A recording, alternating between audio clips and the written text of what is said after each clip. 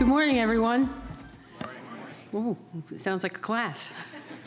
My name is Joan Ficke. I'm the Interim Provost and Senior Vice President for Academic Affairs at San Jose State University. I want to thank you all deeply for being here today, and especially I want to thank the 49er organization for hosting and making this town hall happen. Thank you, Hannah. This is a wonderful collaboration. It's about an important topic, and ideally, a harbinger of both future programs and future understandings. San Jose State University has a long and deep commitment to education and to social justice, both of which undergird our efforts today, and most especially our Institute for the Study of Sport, Society, and Social Change. So a few welcomes, if you can bear with me for a few moments. I see some folks in the audience. I'm going to probably miss some folks, but there are a few that I want to get to stand up if I can find them. I saw her earlier, Marie Tuitt, our athletic director. Marie has these intense commitments to the way in which our athletes are developed at San Jose State, which is just beyond special. And I really deeply appreciate that. And she's a heck of a partner when you play 2-on-2 basketball. Our senior leadership is here, some from San Jose State University, the one, the only vice president for whatever he does, Charlie Foss. Lisa Malora is the special assistant to the president. I saw Lisa around somewhere. Many of our deans, I saw Pam Richardson, I saw our associate dean, Matt Masucci. Some of our faculty are here, our associate vice presidents, I saw Thalia, and a whole range of folks from San Jose State University. And as I said, I know I'm going to miss someone, so collectively, thank you for being with us today. And I want to give my own very personal thank you for his guidance, for his assistance, and especially for his great humanity, Rodney Knox. So it's very exciting for us at San Jose. With us today is our new executive director. Where are you, Akila? Here, wait, stop, you can't, sit down. No, we're not ready yet. Okay. Dr. Akila Carter-Francique is here. She is our new executive director of the Institute. She comes to us from Texas. She comes to us with a great range of ability, expertise, energy, and a wonderful husband. Aline, I said it right. Francique, if they would now please stand up and be recognized. Thank you. And if you have any, they're looking for housing. And I just have to do this because my husband is here today, and that is Professor Emeritus of History. He's sitting in with a name tag that says Joe Ficke. It's actually Joe Moore. And Joe is his own man, of course, as an historian and as a sport historian and as the biographer of Larry Doby. Some of you may know that. So, Joe. So we're all muscled up here and ready to go, right? Okay. Most importantly, though, from my perspective, I have the honor of introducing someone who needs no introduction. So I wrote some notes, but I'm probably going to largely ignore them and just tell you a very brief story. He already told me not to be long-winded. So once there was a small girl who grew up in Paterson, New Jersey, who was then called a tomboy. Fortunately, that terminology is not used all that often anymore for girls and women athletes, but I was a tomboy, and I followed sports with a passion. I was a street kid, and I was an individual who, as I said, was very passionate about athletics and had my own fairly well-developed sense of what was right and wrong and fairness, and lived in a racially integrated neighborhood and city, which was obviously to my benefit. I followed the '68 Olympics intensely, and I did that with a black and white TV in the front room of my house in Paterson. And I watched the track and field, and I really watched the courage of a couple of guys who made sure that we all understood the importance of what we needed to be. Along with that, I also watched another guy, a guy who was at Berkeley. And we got 3 newspapers in our home in Paterson, so I read those avidly, and that black and white TV and this guy at Berkeley who was keeping it real always and who was making sure that we always understood the issues before us. Well, he's still doing that with his uncompromising message and it makes us all the better. So selfishly, I feel as if I have come full circle in my life. I get to present this man. I'm grateful for the opportunity. I'm more grateful for his work. So while I am an athlete, actually a former athlete, Marie, I'm sorry, in my head I'm an athlete. So while I am an athlete and a former coach, I am also here today as San Jose State University's Chief Academic Officer, and so I am delighted to present Professor Emeritus Harry Edwards.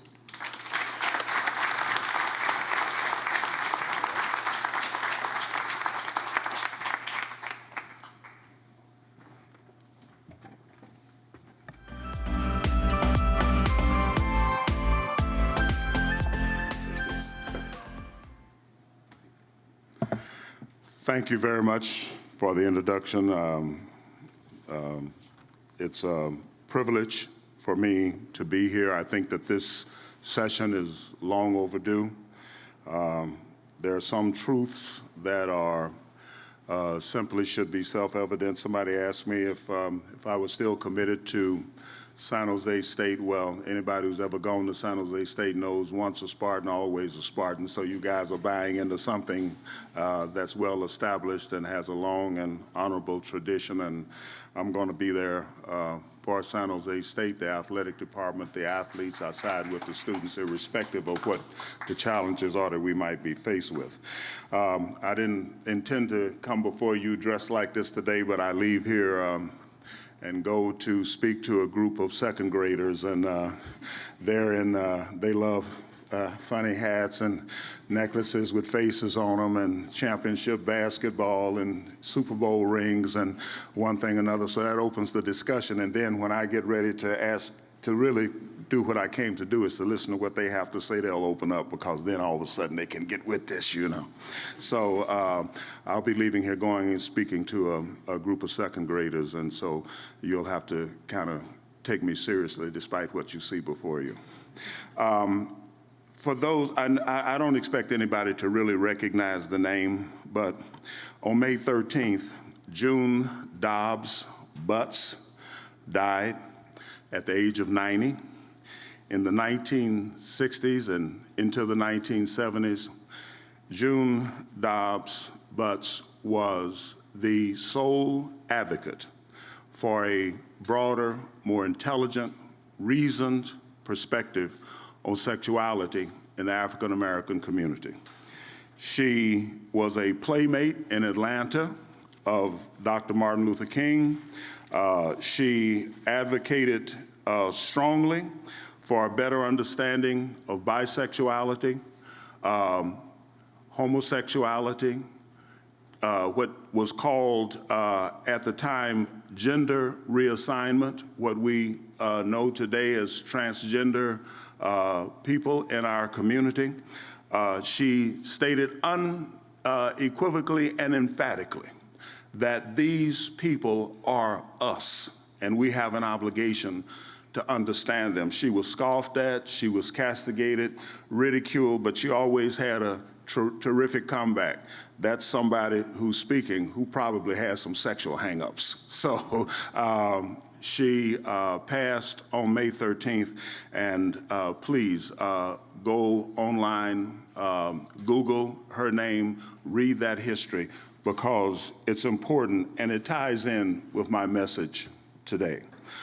Over the half century that I've worked in and around sports organizations, I've encountered LGBTQ people in every realm: front office, service staff, locker rooms, media, fan groups. In fact, they are in our communities, in our religious groups, in our schools, in our government agencies. Every place that I have functioned, I have found LGBTQ group individuals functioning, contributing, being there. But for all of their evident presence, that presence has seldom been affirmed and embraced, advocated for. They have, for the most part, been denied full affirmation of and respect for the total dignity of their humanity. I don't care whether I was in the Commissioner of Baseball's office for that 5 years, or the 10 years I was with the Warriors and the NBA, or the 31 years I've been with the NFL, or my involvement with the Olympic movement and so forth. Every place I've gone, I've found LGBTQ people present, but seldom respected at the level that they should be. Even as others among the traditionally excluded have openly pressed the fight for equality and justice, their own and that of others, the LGBTQ community has often been left out, ignored, even as they have not only participated in such struggles for equality and justice, but have often led in intellectual, political, and activist roles in those struggles. I think of gay leaders like Langston Hughes, James Baldwin, and Bayard Rustin, bisexuals such as June Jordan and Lorraine Hansberry, who wrote Raisin in the Sun, transgender women like Janet Mock, who wrote the bestseller Redefining Realness in 2014, transgender woman Toni Newman, who wrote the first memoir written by an African-American transgender woman, bisexual Charles Blow of the New York Times, a columnist and contributing commentator to CNN, and countless others down through the decades have helped define what it is to be American. They've helped to define the full scope and composition of we, the people. I focus upon these Black LGBTQ contributors because there's a disconnect that persists at the long-standing intersectionality of racism, sexism, homophobia, and transphobia in American society. We too often act as if they are unrelated and separate phenomena. Black athletes are speaking up in protest. Women athletes are mobilizing around the Me Too movement and Roe v. Wade and so forth in protest. A few gay athletes, 26 by one count, have come out and are making their presence and humanity manifest, but something is missing: the fully expressed intersectionality of all of these efforts, not just recognition, not just tolerance, but advocacy. And the cost has been horrific. Malaysia Booker, a 23-year-old Black transgender woman, accidentally bumped into another parked car last month on April the 12th. An argument ensued when the gun-wielding driver of the second vehicle insisted that the damage be paid for on the spot. A crowd gathered in short order, and someone offered $200 if the driver would beat up the transgender woman. The entire incident was captured on tape and broadcast on the evening news across the country. A group of Black men beating a Black transgender woman while a crowd stood by and cheered them on and shouted their approval. Ms. Booker attended a rally a week later where, still shaken and frightened, she stated, "I feel lucky to have survived. This time I can stand before you, where in other scenarios we're at a memorial." Then, in the early morning of May 20th, this month, just a few days ago, Ms. Booker was found face down in Dallas, in a Dallas street, shot to death. And this is sadly not an isolated incident. In March of this year, 2019, 21st century, a man was convicted of murdering Mark Carson, a gay Black man in Manhattan, New York. And then there's the case of India Clark, a Black transgender woman who was beaten and shot to death in Tampa, Florida in July of 2018. time after time with little or no attention, much less the fanfare of mass marches and acts of mass outrage. These horrific attacks are happening, and they're happening every day. In 2018 alone, at least 20 transgender individuals, most of whom were transgender Black women, were murdered in American society. And this is believed by experts on such issues to be a gross underrepresentation of the actual number of deaths related to transgender status. When all the underreported and non-reported crimes of violence against LGBTQ people in this country are considered, numbers based on information gathered by the United States Census Bureau rather than police reports, a startling reality emerges. Even before the horrific rampage at the Orlando, Florida nightclub, LGBTQ people were inordinately disposed to be targeted as hate crime victims. In fact, between 2004 and 2014, LGBTQ people were targets of hate crimes at higher rates than any other group in American society, any other group, including Blacks, Jews, and Muslims.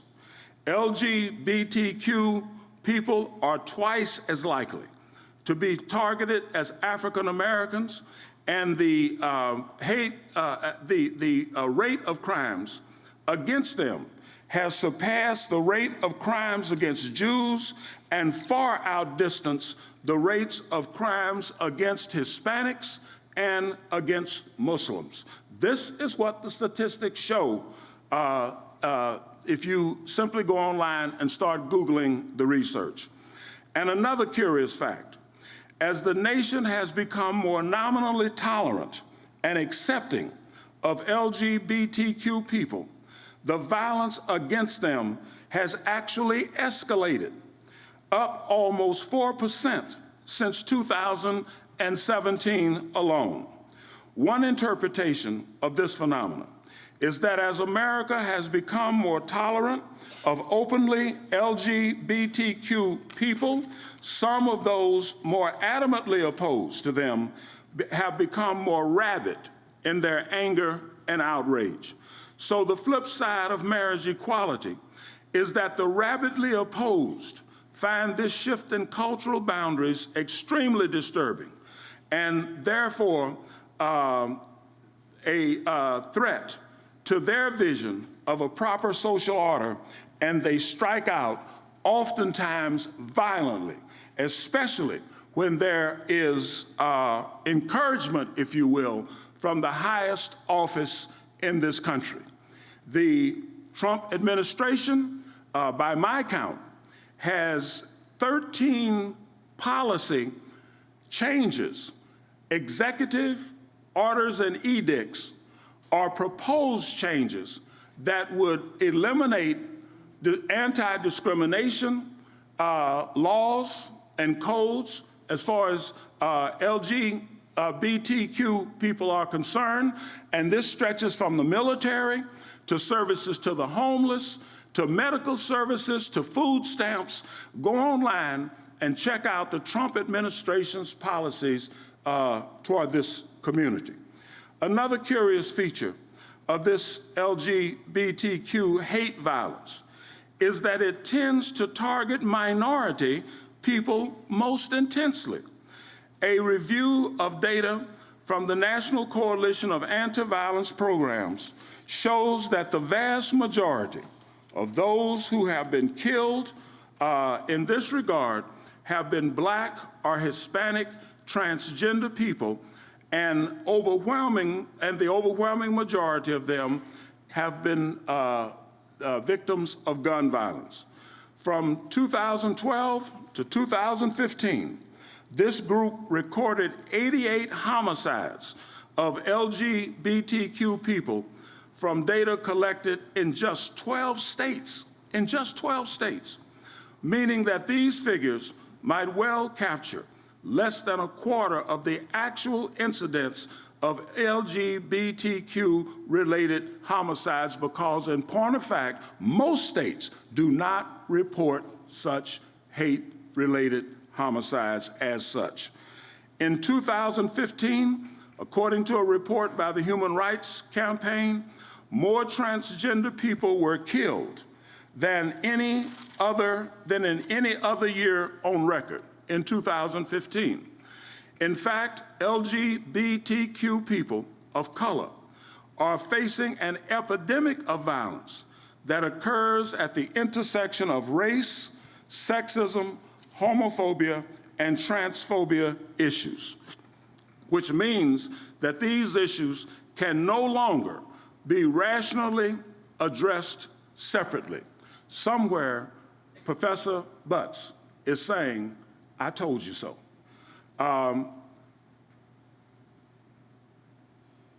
We used to say in the 1960s that we must stand together because if they come for the Jews or the Hispanics before breakfast, they will be coming for us by lunchtime. Well, if they come for the LGBTQ people before breakfast, they are coming for us.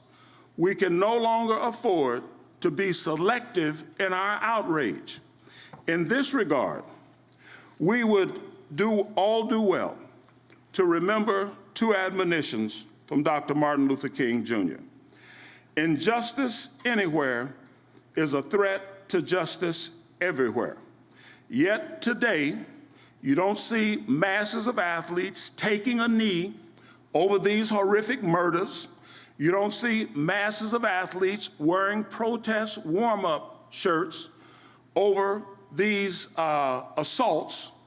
The most assaulted group by hate crime in this country, and you don't see athletes in mass response.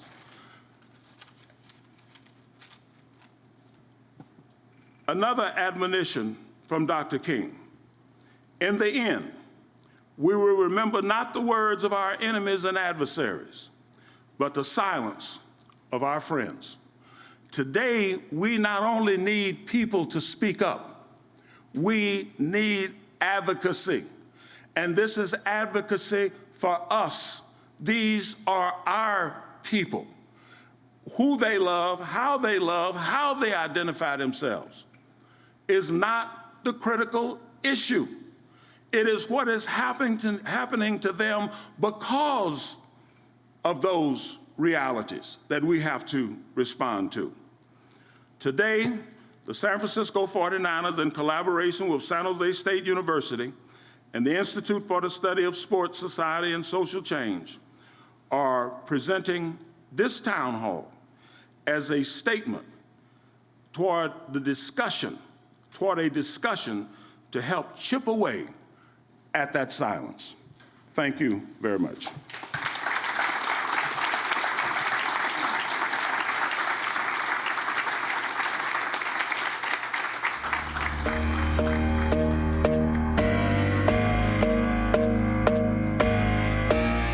Can we give another round of applause for Dr. Edwards, please?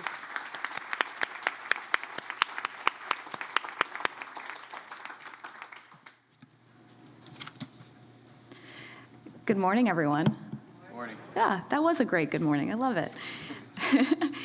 My name is Ann Lieberman, and I'm the Director of Policy and Programs at Athlete Ally, and we are a nonprofit that works to end homophobia and transphobia in sport and to educate and activate the athletic community to champion LGBTQ equity in and through sport. And we do this through education, through shifting sport policy so that the diversity of people playing sport actually is reflected in that policy, and through incubating athlete Activism through our Athlete Ally Ambassador Program and our 19 college chapters across the country. It's my pleasure to be here today, and I want to thank everyone in this room for coming. I want to thank the Institute and the 49ers for putting this together as well. So now to our keynote presentation. In 1975, Muhammad Ali gave a commencement speech at Harvard University. At the end of his speech, a student yelled, "Ali, give us a poem." Ali said, "Me, we." And with that, he gave us the world's shortest and perhaps most profound poem. Over the years, there have been many different interpretations of this poem and Glenn Ligon's visual representation of it behind me, which I love. And I love it for many reasons, but one of the reasons is because I always see something new in it. For me, at its core, the poem in this piece speaks at once to Ali's deep and complex political analysis and his ability to articulate that analysis in a clear, concise way that mobilized people to uproot injustice. Me, we is about Ali's unwavering commitment to the Black liberation struggle, the anti-war movement, and social justice as a whole. It's about the relationship between the individual and the community, the way he saw himself and his platform as a vehicle for creating real radical change in this country. Ali had a unique and undeniable ability to speak truth to power, much like Patricio Manuel. As a queer fighter and coach, I have followed Patricio's journey very closely. His activism has consistently inspired me. It has fired me up, both in my work at Athlete Ally and in the ring. Patricio is the first professional boxer in the US who is transgender and one of the first visible transgender male boxers in the world. He had his pro debut in December 2018 and won, with his next fight scheduled for this June. Prior to transitioning, he was a 5-time national champion in the women's division, participating in the first ever women's boxing trials for the US, for the 2012 Olympics, Patricio, like Ali, like Jack Johnson and Joe Louis before him, is part of a legacy of Black boxers using their platforms to speak out against oppression and injustice. It is my absolute honor and privilege to welcome him to the stage to give our keynote presentation.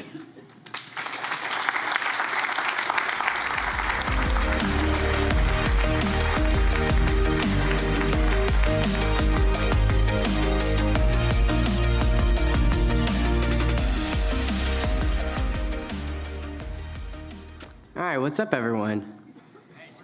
See, it's funny when you say what's up, like you don't get the good morning response. It's like I heard like various different things throughout, so I'll take it. Thank you so much for having me here. Thank you to the 49ers, thank you to San Jose State University, to Athlete Ally, to the Institute. I'm just so happy to be here. I'm literally breaking fight camp. I fight June 13th, just so I can come up to speak here. It's a little bit of a different rush than stepping in the ring, but I think it's pretty close. And I'm watching the time because I made a mistake and I thought I had 45 minutes. And I'll say that the usual thing that boxers say is that we get punched in the head too much. So I gotta shorten this. I'm gonna try to stick to this as much as possible and not wander around too much. All right, so who am I? First, I think I need to state that I am a Black man who is transgender. And I think it's really important for me to have Black be the first of that sentence, because before I was a man, before I was trans, before I was anything, I've been Black. And I want to always claim that identity because it has had the biggest impact in shaping who I am today. I am also a trauma-informed personal trainer, which means that I help creating physical practices to support people's emotional healing. And what most people know me as is I am a professional boxer. My boxing name is Cacahuate. For those who don't speak Spanish, that means peanut. This name was given to me because of the size of my head. So just so at least you can go away with that, knowing at least what my boxing nickname is and why I got it. I think importantly of who I am and at its core is I am someone who was and who is willing to risk being hated by you to live my truth. And it was the sport of boxing that gave me the courage to fight for myself. My story doesn't start July 22nd, 1985, when I was born and the doctors made a huge mistake and said it's a girl. It starts even before Muhammad Ali was granted his right to return to the ring after 4 years when being a conscientious objector in 1971. It's before Joe Louis knocked out Nazi Germany's Max Schmeling in 1938. Before 1908, when Jack Johnson became the unified heavyweight champion of the world and the first black man to do it. And even before, in 1902, when it was actually the first black champion, was Joe Gans. See, no one gives us lightweights any love. Like, everyone's always going for the heavyweights, but, you know, the lightweights did it first, just so people know. 1902, Joe Gans was the first African-American champion boxer. It's before even the British colonized Ireland and ultimately set in motion my mother's great-grandfather fleeing to the United States as a result of the violence that his family was facing from the British occupation. It's before the transatlantic slave trade kidnapped my father's ancestors and dragged them to this country to build it. It starts way back when in tribes of West Africa, where your gender was not assigned based only on your birth, but was determined by the individual. It is in ancient cultures where deities were not only men and women, but they were both men and women. They were neither, they were both, they were fluid. LGBTQ people have been here since the beginning. We are nothing new. We have always been here. And that is when my story starts. That is my legacy of my people who have existed since humans existed. LGBTQ sports athletes, we are not new. We have always been playing. We've always been in this sport. We just have not had the visibility shared to us. We've been told either to be quiet, or in the case of like Glenn Burke, we were told not to talk about it, or people would not even air our stories about being out. I always feel a little conflicted when people say I'm the first transgender boxer. And normally I'll add like, well, I'm the first visible. I know for a fact that there were trans boxers, there were trans fighters, there were trans athletes before me.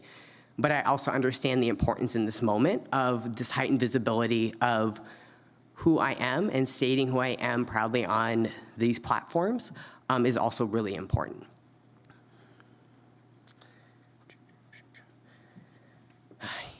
And it's important because, you know, as Dr. Edwards said, trans people everywhere, especially trans people of color, we're fighting just to survive, like just to live, just to be. And I can say right now, very proudly, I'm not just surviving, I'm thriving. Like, I'm at the 49ers Stadium speaking in front of you. And literally after I speak here, I'm flying out to Colorado Springs to go to the Olympic Training Center to speak on a panel then.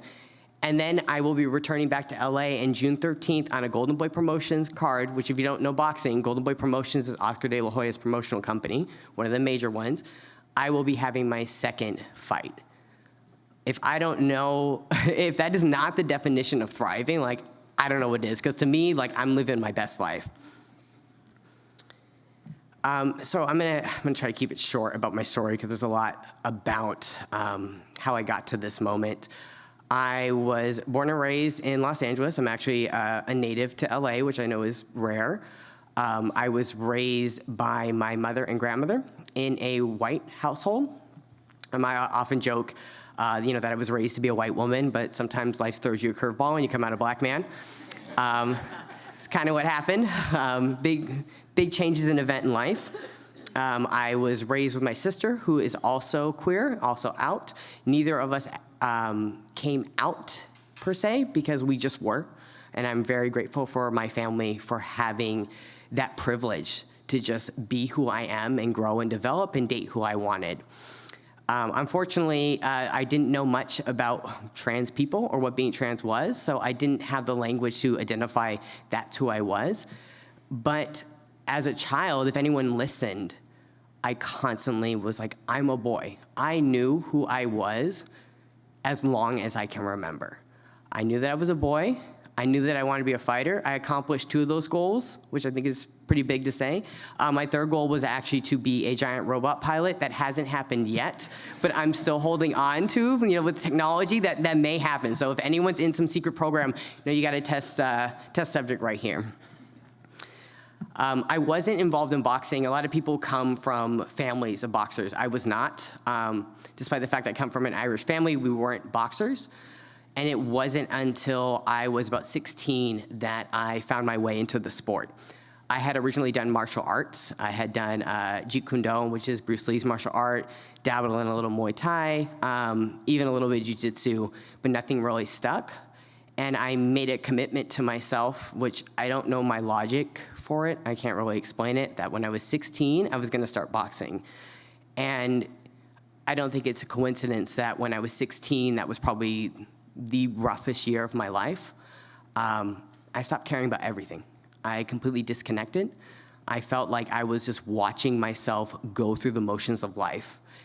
And I stopped doing everything I cared about, and finally I knew I needed to save myself. I didn't know what I needed to do, but I knew I needed to do something. And I thought maybe if I could make my body look like the fighters I looked up to, if I could feel powerful in myself, like I would be okay. I would figure a way out of this. So I asked my grandma for Christmas for boxing lessons, and my grandma loves me. She took me right on the train up to LA Boxing Club, which is now closed. And that first day I walked upstairs to where the fighters were, and I heard a coach say, I'm gonna misgender myself because it just helps with the story, so please don't ever call me this. As I walked through the doors, this one coach looked at me and goes, man, I hope she's here to box. She looks tough. And I remember puffing out, walking through like I was the toughest thing going around. Fast forward to my first fight 3 months later, I got stopped in about 30 seconds. I learned real quick that I wasn't that tough. So boxing was a hard lesson. I sucked at it. I was not very good at it, but I loved it. I instantly fell in love with the sport in a week. And I never wanted to stop. Probably most people, when they got stopped in 30 seconds, would be like, maybe this sport's not for you. I was just like, well, I'll just be in the gym the next day and keep working harder. I actually lost my first 3 in a row before I started winning. But when I started winning, I became a 5-time national amateur champion, was winner of multiple international competitions, was on deck to go to the 2012 Women's Olympic Boxing, which was the first year that women were allowed in the Olympics for boxing. And my life kind of fell apart again right before then. I started dealing with injuries in my shoulder. And I think that a lot of those injuries were due to the fact that while I was much better than I was at 16 and I felt proud and whole and I knew who I was, there was something missing. And it wasn't until I was medically disqualified during the Olympic boxing trials that I worked so hard to get to that I was forced to really interrogate what was missing. And I knew for myself, as much as I loved boxing, I wasn't a woman. I wasn't a female athlete. And realizing that this sport is temporary made me realize that I needed to invest in myself as a person and not just an athlete. So it was during that downtime when I was healing that I decided that I needed to live my truth. I needed to be who I was. And I sure as hell was not done with boxing. I committed to medically transitioning, which took time off, unfortunately. There is a policy with IOC, especially at the time, that you had to wait 2 years while under hormone therapy before you can compete. I waited my time, did everything I needed to, finally got my license to box, then hit into another road bump. Boxing is not like most sports. You do not have to compete against someone unless you choose to. So it took about total, since I had last fought, 4.5 years before I was able to get back into the ring. And when I got back into the ring, it was Cinco de Mayo in South El Monte. I'll never forget, 2016. First match back. Hadn't fought in a long time. First time in the male division, fought someone younger, more experienced than me, and I came out on top. And I reminded myself that I'm a winner. I thought that would be the opening, that it would be easy from there on out. It was not. I only got another match within that time frame. Fortunately for me, there was a lot of interest, especially from the LA Times, who had a long history with me. They put my story out there, and it was because of their story, letting their story out there, that it was able to touch someone who was really important, and that was Eric Gomez, who was the best friend and president of Oscar de la Hoya's promotional company, Golden Boy Promotions. And right after that story launched in 2016, he immediately contacted me and was like, I want to help. And for 2 years, he stuck to that commitment. And I can't say, how important it is for people who are in positions of power, for allies who are in positions of power. Like, you can make this happen for us. Like, we are pushing against doors that you have the ability to unlock. And I am so grateful that not only he helped me unlock that, but as I was going through the commissions to get my license as the first trans athlete, I also had friends who called in favors to make sure that that got processed through quickly, and that I didn't have to wait, because that's usually what they do. They make sure, they say, oh, we'll get this through, but you have to wait, you have to wait, you have to wait. They want us to be patient while waiting for equality. And if we want rights, we have to demand them. And I'm lucky that I have a lot of co-conspirators who were screaming at other people to get things moving. It's been, I'm still processing that first pro debut. I don't think I've really been honest of how much that took for me to get to that moment. That was 6 years. I waited 6 years from when I decided to transition to make my dream come true and become a professional fighter. Something that all my friends and colleagues in boxing had, at that point, some of them were retired. They had been in this so long. And I just remember that moment. There was a huge smoke screen before, and Golden Boy put me on their card, and they also made sure that my fight was streamed on Facebook, so with this extra visibility that was there. And I've been through about 70 fights. This is nothing new to me. And there was this slip moment as I was walking out and hearing my music cue up, where I was like, oh shit, like, it's happening. Like, everything you work for, like, I had been so focused to get there that I forgot I had to do it. So I was like, oh crap, like, it's here. And then I was like, nope, your mind's gotta go. You gotta let it go. Next thing you know, watching out, being announced, going in the ring. I go, of course, this is like a dumb fighter, to go try to take the other fighter's head off. He was a tough opponent. He cracked me in the second round. I'm not gonna lie, I got stunned. I got hurt. I came back to my corner. My coach, who has been with me since I transitioned and had to leave my gym, calmed me down. I was like, this is just my moment to enjoy, to be. For the next 2 rounds, I executed and I won. And a lot of people remarked, they were like, oh, you seem pretty subdued after you won. And at the time I was like, I had only imagined myself winning, that it wasn't a surprise to me. But I think now, in hindsight, I think I was in shock. I think I was in shock from 6 years of fighting, not fighting in the ring, which is way easier than fighting in life, just fighting to get to that point that I was like, what do you do? What do you do with that? I'm still figuring out what to do with that, especially as I go into this next fight. I'm hoping that I just get to be a boxer. That's all I really want. I don't want anything special. I just want to be a fighter when I'm out there.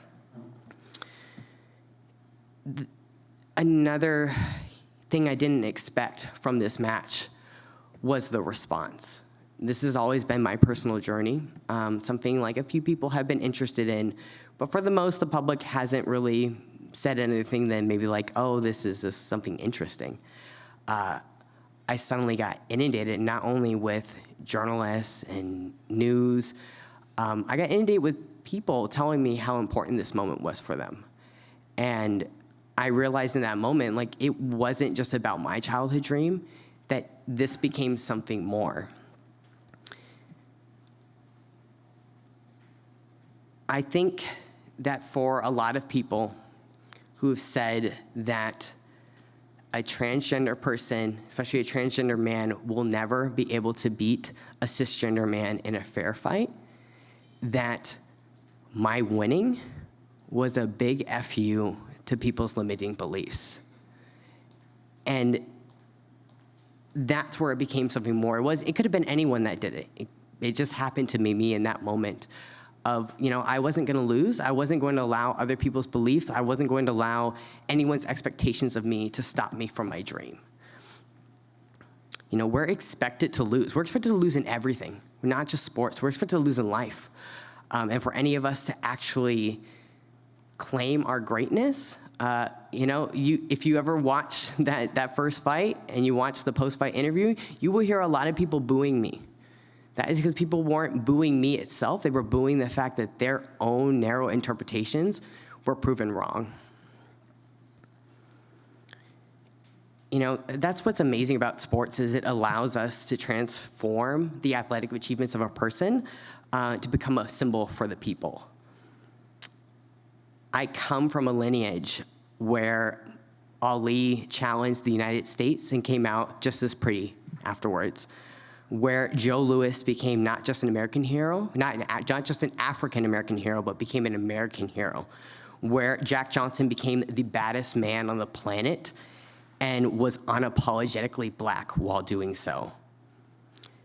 And I think we're at a crossroads right now, where people who are ignorant of who trans people are, or even the physiology of how hormones impact us, or even just how the physical or the physiological diversity of people, they're trying to use that as an excuse to rob us of our ability to be in sports. And this isn't just for trans people, this is also for intersex people. It was, Dr. Edwards, hearing you speak, I have been so hungry to hear someone speak for us for so long, where it's not just us advocating for ourselves, but people within our community recognize that we are people and that we deserve the rights just like everyone else.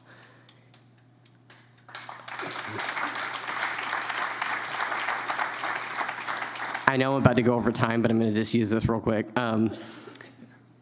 I ask that each of you fight with us to make sure we have a place, not only in sports, but in the world.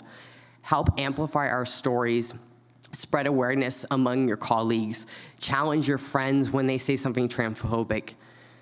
Show us we belong here because we've always been here. I'm asking you this. Please do not deny the others the opportunity to be present in your teams, in your practices, in your gyms. Don't deny others the chance to be present in their bodies, to celebrate what we can achieve, to become something bigger than ourselves. Don't deny others the chance to change their lives, because I know I wouldn't be who I am without sports. Thank you.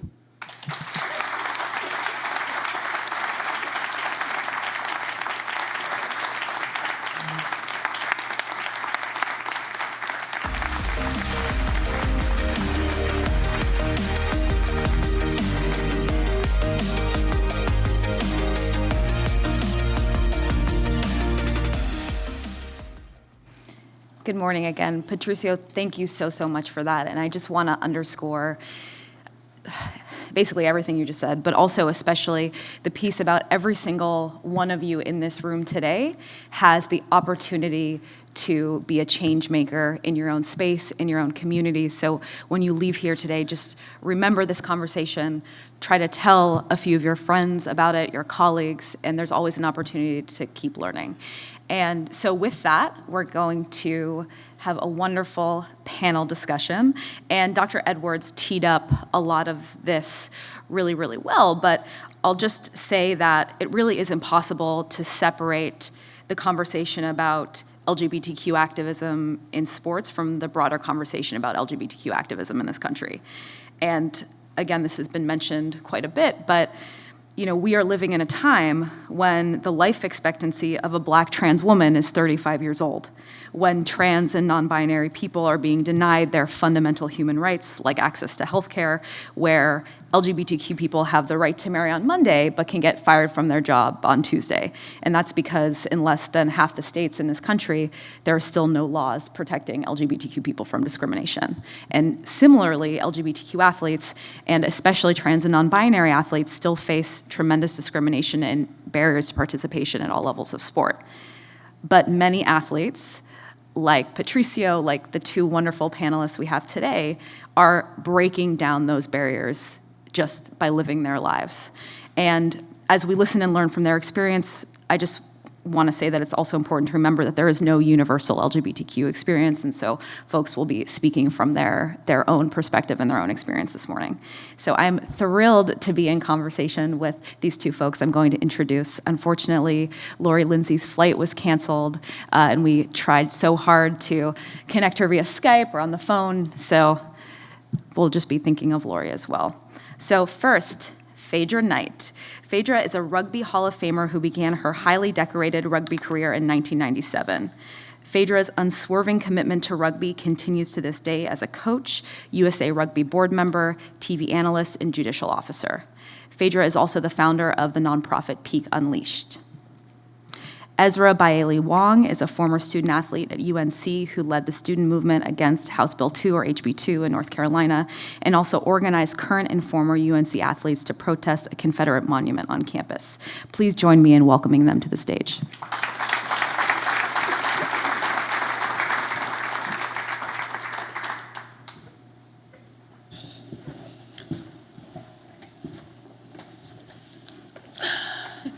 Good morning again. Good morning. Is my mic on? I'll use this. Hello? Okay, I'll just speak very loudly and hopefully you all will be able to hear me.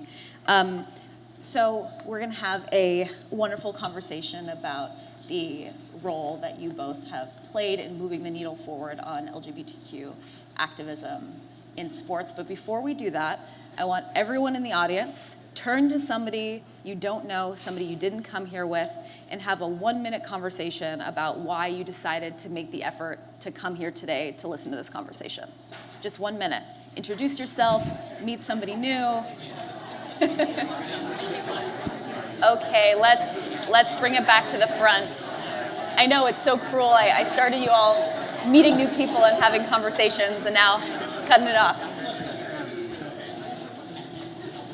So thank you all for taking the time to do this. You know, this event is also so much about building community and about being in conversation with one another. So I hope that, you know, I wasn't very kind with the time, but I hope that the conversations will continue after the event. So I'm going to ask the two of you the same question. You know, we're all East Coast based. Why did you decide to come make the effort to be a part of this event? And Ezra, maybe we'll start with you. Sure.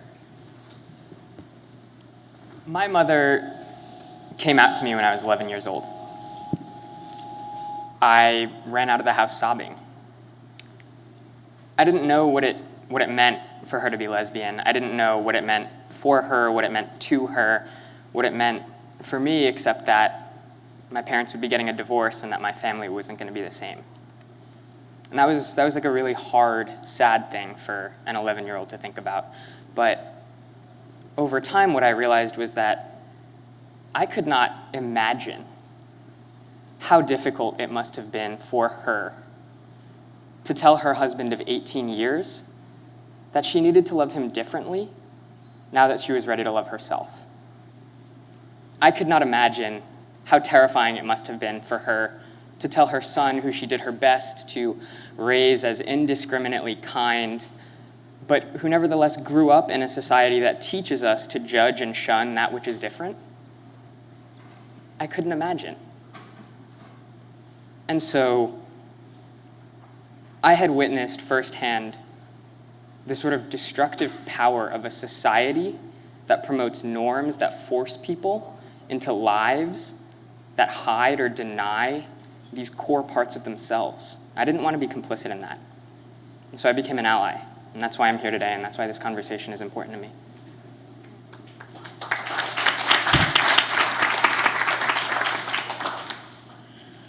Well, I grew up on a small farm in Irwinton, Georgia, and my dad was like the apple of my eye growing up. I think every male role model in my life was, because I wanted to be like them. I wanted to be a little boy when I was a little girl. And I would oftentimes, when I was with my dad, either at a pig sale, or in the pasture with the pigs, I'd put all my hair up in my cap. And my grandfather, who chewed tobacco, I'd mimic him because I couldn't dare put tobacco in my mouth. I'd put raisins in my mouth, and I'd spit. And I still do that sometimes, just to bring back the memories. But that was me as a little girl, and everybody around me. Although I lived in rural Georgia in an extremely Christian family, grandfather was a Baptist minister, dad is a deacon, was a deacon, is a deacon, mother was a Sunday school teacher, and is still. They let me be who I was, right? They didn't deny me that. I hated wearing dresses, as you could imagine, and carrying purses. But it was sort of a part of the culture. It was a sign of the times. And so my compromise with my mother was that, because the way I'm sitting right now is how I'd sit in a dress, right? In school. And so my mom would let me wear shorts under my dresses so I could sit however I wanted to. And she'd get these calls from my fifth grade teacher, Miss Jackson, who'd say, Miss Knight, or actually it wasn't a call. She'd walk down the hall. My mom was a teacher too, so she'd walk down the hall and say, Miss Knight, Phaedra, she comes in class, she sits with her legs open. It's not very ladylike. And my mom looks at her like, what do you want me to do? I was a class clown, but I was an all-A student, and I was a model student. So what do you want me to do? Is what she'd ask. And she'd tell me this years later. She never told me this at the time. But with all of my parents' limitations, and we all have limitations, even with their homophobia, they allowed me to be who I was. There wasn't no label put on that. It was just, she's just Phaedra. She says what she's thinking, and she sits with her legs open with a dress. That's just who she is. She plays with the boys, and she puts her hair under her hat. And so I say that all to say that today I can label myself, I'm a gay athlete, right? I'm black, I'm gay.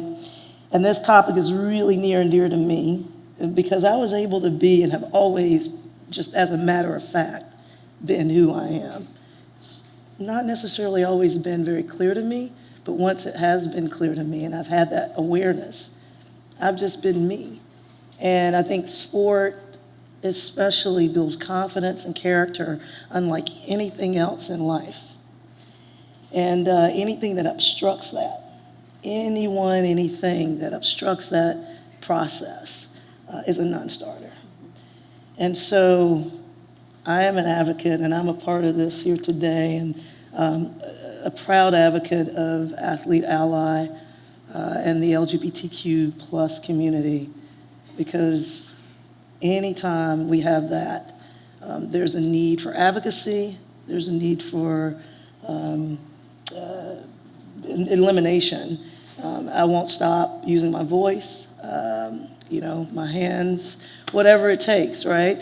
And I don't mean that in a sense of violence, but however, in whatever platform is given, we need to use that. And that's what this means to me, is to be able to use this as a platform to change.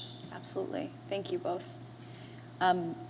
So I think we can say, by virtue of this event today, that we've come a long way in terms of visibility overall for LGBTQ athletes. But there also are still a number of barriers, of challenges that LGBTQ athletes face. So I'm wondering if you can speak to some of those first. Sure. I think that, to the point of everyone else who has already been up on this stage, intersectionality is huge. I think that any time that we are having a conversation about LGBTQ plus equality, we also need to be having a conversation about sexism and racism and misogyny.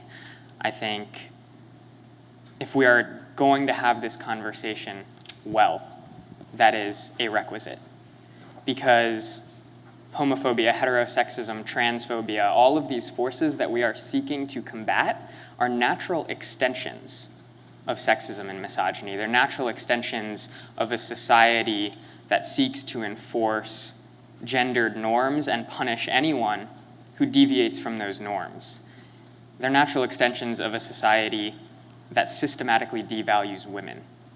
And so I think that that needs to be talked about more, and the involvement of all of these issues and the ways in which they coalesce needs to be talked about more. Absolutely. Totally agree with that. You know, when folks can't really exhibit and live their true colors, they suffer. Disease sets in. Disability takes hold. And so, and for athletes in particular, right, I think one of the things that they face, athletes, transgendered, LGBTQ plus, again, athletes face, and some of the hindrances of our movement, or what we're faced with, this movement is faced with, is that very fact. If you can't be emotionally, mentally yourself, you're not going to be able to physically manifest your true potential. And so when you're talking about, you know, especially athletes at the higher level, I mean, you're 5% compromise is everything. It's everything. And so you're talking about, again, situations in an environment where people aren't able to be themselves, but aren't able to fully realize their abilities, their capabilities, which is the difference between world class many times and not getting to that level. That's huge. That's life-changing. It's been life-changing for us, some of us in this room, and it's certainly life-changing for many people who don't necessarily have this platform and don't have these support groups surrounding them. I'll say this too, not all sports are created equal. Now, I was fortunate, you were fortunate, and hopefully there are some other ruggers in this room that were fortunate, especially as women, to play this sport. It builds itself on inclusivity and acceptance and having a position for everyone, whether you're, you know, what was it, beefy?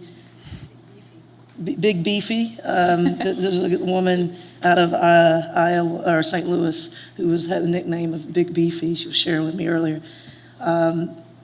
Or if you're the smallest of the small, there's a place for you. And so that's the beauty of rugby, but not all sports have that. And even within rugby, it's not all that cut and dry, because on the men's side of the game, much like on the men's side of most sports, whether it's MLB, MLR, Major League Rugby, MLS, NFL, NBA, it's really hard to be who you are if you're gay, transgendered, or otherwise something else other than the mainstream norm. And so we have a lot of work to do. Dr. Edwards so eloquently put it out there. Patricio mentioned it. You've talked about it. We've all talked about it. There's a lot of work to be done. It starts in this room, and then when we leave this place, we have to be the advocates and the pioneers and the people that break down those walls. And so, yeah, there's just tons of obstacles still facing us. Absolutely. And, you know, I would add to that, and you're speaking to this in the rugby context as well, that the policies and practices in sports teams, leagues across the country and the world are not uniformly accepting or opening, and that's also a really, really big issue. So if any of you here are running teams, leagues, athletic departments, there is a way to make your sport policy as inclusive as it can be, so everyone can see themselves in your department, on your team, and see that there is and should be space for them. So just add that piece. So Phaedra, let's talk a little bit about your activism with your nonprofit, Peak Unleashed, your work with incarcerated youth, and what it's like to lead that work as a queer woman. Okay, so Peak Unleashed is probably one of, it actually is one of my proudest accomplishments in my life, well beyond being inducted into the World Rugby Hall of Fame. It is an organization that focuses on at-risk youth populations. We are currently working with incarcerated youth in the New York area with a desire and plan to expand to sexually exploited and special needs individuals. And then we obviously will take this nationwide once we've fully built the prototype to do that. But our focus is to basically empower, develop physically and personally these youth through the sport of rugby and soon to come yoga. And I was inspired by several things. I had the opportunity back in 2009, I believe, to teach rugby and CrossFit to some high school inmates at Rikers Island. And it was probably a 6 to 8 month stint. And there were many days that I would go out and I didn't get to see the kids because the prison was on lockdown. But the time that I did spend with them was incredible. It was life-changing. It changed. I didn't really have a perception, to be honest with you. I just went in, I'm walking around. I talked to a friend prior to going in. I'm walking around this like maximum security prison with like, you know, you think what we think is probably the worst of the worst. And I was unfazed and no fear. And so I knew it was probably something I should look to do when I had the opportunity to do it bigger and better. And so I was impacted deeply by that experience. And I made a vow to myself that I would start this organization or this sort of work when I retired from rugby, and have had the opportunity to do that. Now, again, I talked a little bit about rugby and why it's such a great fit, I think, for everyone, young or old, athletic or not, but certainly a great fit for this demographic. It offers them the opportunity, and I've coached alternative high school rugby. I've dealt with kids who have been on the brink of going to a Rikers or a prison, or who have just come back. And it gives them this opportunity to just really go crazy, explode, be as physical as they want to be within a set of rules. There is discipline, there are rules, but they can still explore and release. A lot of it is about that release. It was for me, most certainly. And I could have very well ended up in a situation. Some of these kids are. I think maybe not all of us, but I think many of us in this room, wrong time, wrong place, wrong circumstances, but especially as an African-American, aggressive woman, and I mean that physically aggressive, I could have ended up in that position, and so I don't take it for granted. And so this is a wonderful opportunity for me to take my gifts and my experiences and share with them. There are a few programs that have also inspired me around the world. There's one in Venezuela, the Venezuelan prison, that has reduced the recidivism in that particular city or town that it's based in. It's reduced the recidivism rate by somewhere around 70 or 80%. There's also a similar program in a town in Italy that I just recently read about. Same, the recidivism rate amongst the folks that are playing rugby is about 40% less than those who aren't, right? And so this thing works. It works, right? I think sport in general is incredible. And when you have the proper support, we will be using in Peak, and we are using support from psychotherapist world. Bruce Perry is someone we look to, work with and do quite a bit of our work with and through.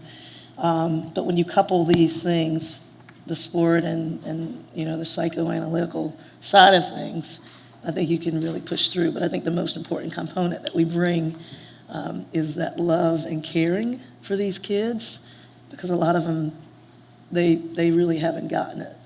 They've only heard negative things, and the terrible things and the awful things they've done, or just things that maybe they haven't done. And so that is, to me, like the common denominator. And when you can come in and forget the rugby ball, just have that kind of interaction with a kid and genuinely mean it, it makes a difference. And so as a black woman, as a gay black woman, I think that this work is they are more open and receptive to me because I look like them. I'm, fairly muscular, I'm black. I don't know, and I want to make sure I make this point, I don't know if a gay man coming into this role, an openly gay man or otherwise, would have the same impact. And so I think maybe it would, maybe it wouldn't, depending on the individual. But I think it's very relevant to bring that up because that's, I think, a social issue that we have to get beyond in how we educate our youth, how we educate ourselves, as a culture. Absolutely. Absolutely. And if we want to, peakunleashed.org. Peakunleashed.org. We're obviously we're in our infancy. We started up January of 2019, so be patient with us if you check it out. But we're doing the work. We're in a couple of sites right now, looking to expand to add 3 this summer, and hopefully we'll be at a growth rate of about 20 by the end of the year. Look to double that and beyond next year. So peakunleashed.org. Wonderful. Thank you, Phaedra.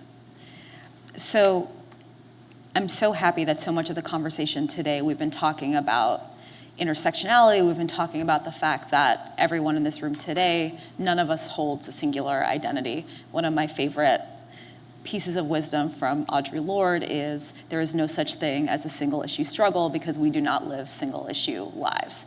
And Ezra, your organizing and activism around HB2 in North Carolina is a really amazing example of this because you were able to ignite a group of students around this bathroom bill who may or may not identify as trans and really felt passionately about creating an inclusive space, an inclusive state. So can you talk a little bit about that organizing?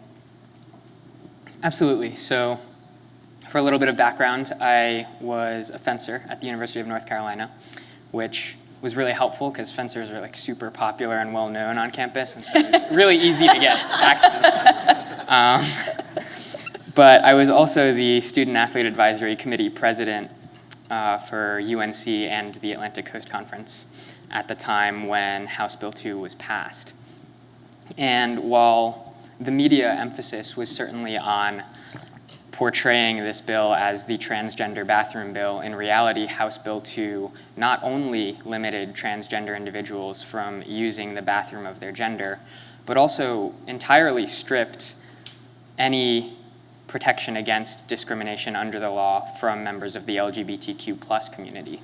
And so in talking about this, I don't want to ignore the work that many lesbian, gay, and bisexual student athletes put in to coming together and cooperating and collaborating to fight this bill that impacted them as well as their trans teammates, friends, or family members, fans, coaches, administrators. But to more directly to your question and to some of Patricio's speech about the importance of allyship, there certainly was a significant amount of support from the cisgender heterosexual community in coming together to fight this bill.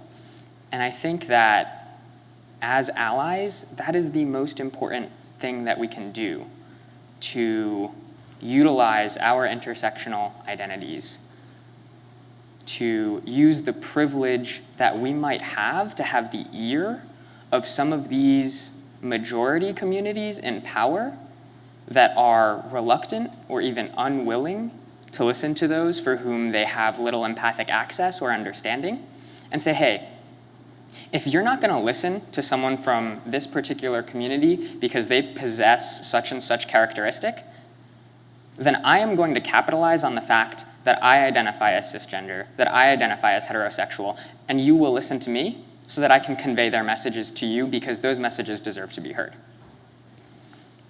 And I think that's sad and unfortunate in a lot of ways that kind of privilege exists, that this kind of allyship is so necessary, that there are people out there who will listen to someone who is cis, who is het, on issues about transgender, lesbian, gay, bisexual, queer, intersex, asexual, any of those things, that they will listen to those things coming from the mouth of someone who, who is not those things.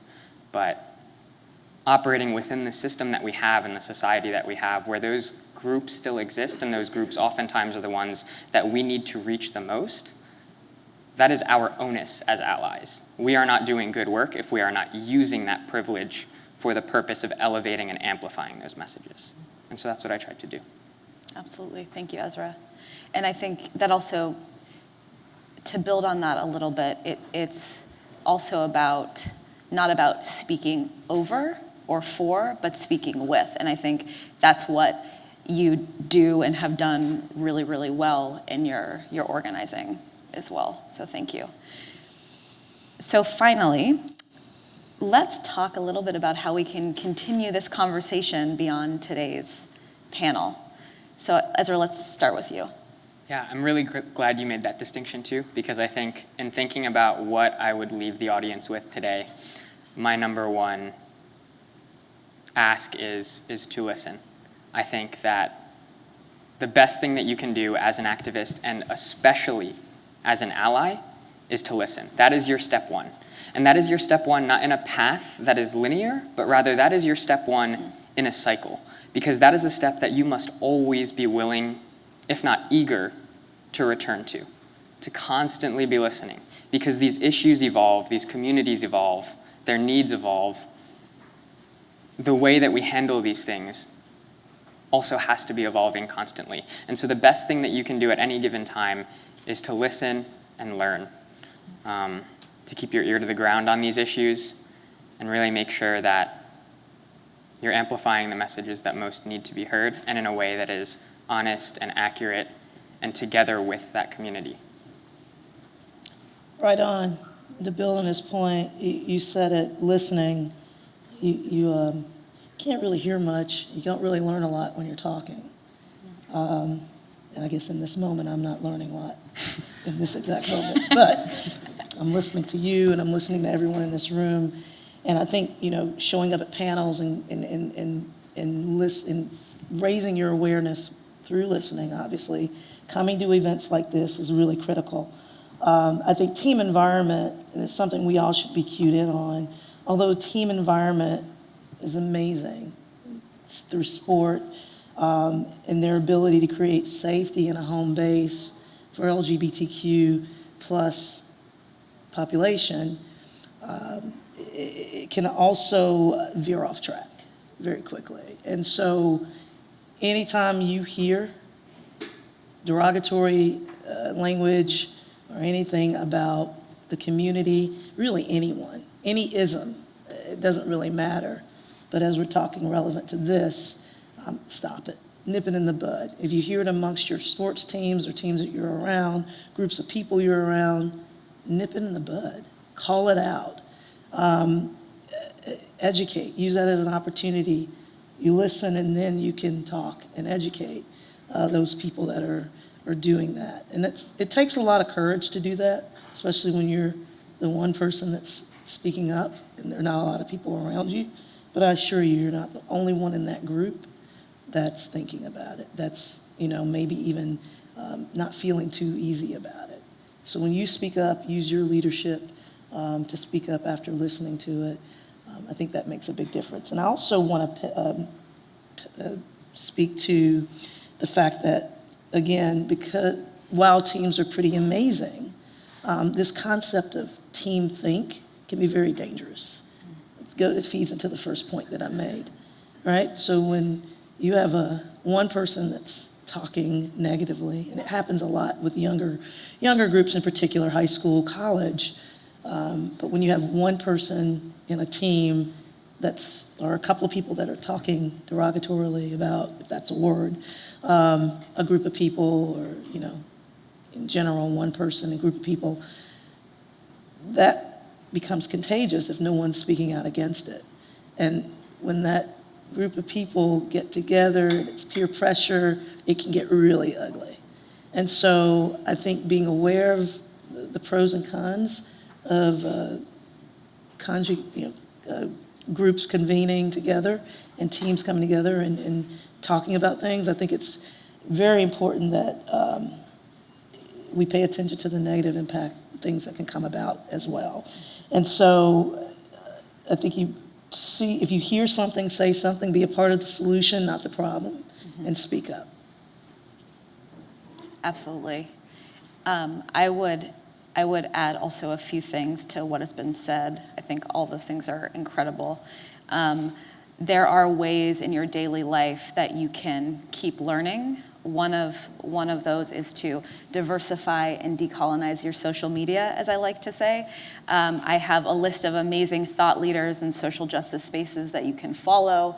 It sometimes also helps when we're mindlessly scrolling or on Facebook or whatever to see different voices that might not be similar to ours or different perspectives. That's one thing I like to say. I think, again, for those educators in the room on issues on LGBTQ, respect and inclusion in sports, we have a free online curriculum, learn.athleteally.org.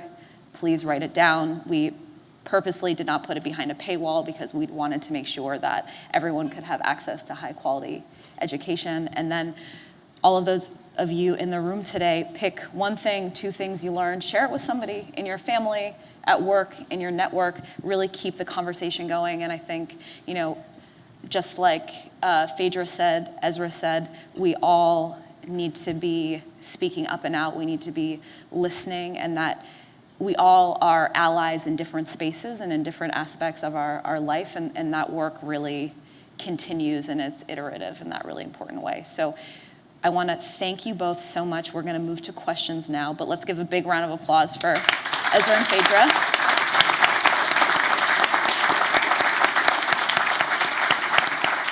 And I believe we will have folks, yes, here we go, in the aisles with microphones. So please, we have time for questions. Ask these two brilliant individuals questions.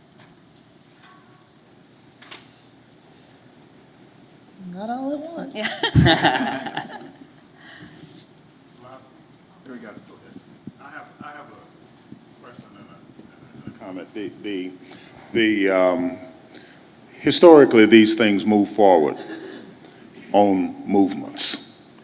Whether we're going all the way back to Sam Adams and his Sons of Liberty movement, who threw the tea into the Boston Harbor, that wasn't a government program, that was a movement. The abolitionist movement, the labor movement, the civil rights movement, the women's suffrage movement, the gay rights movement, the environmental movement, these things move forward on movements.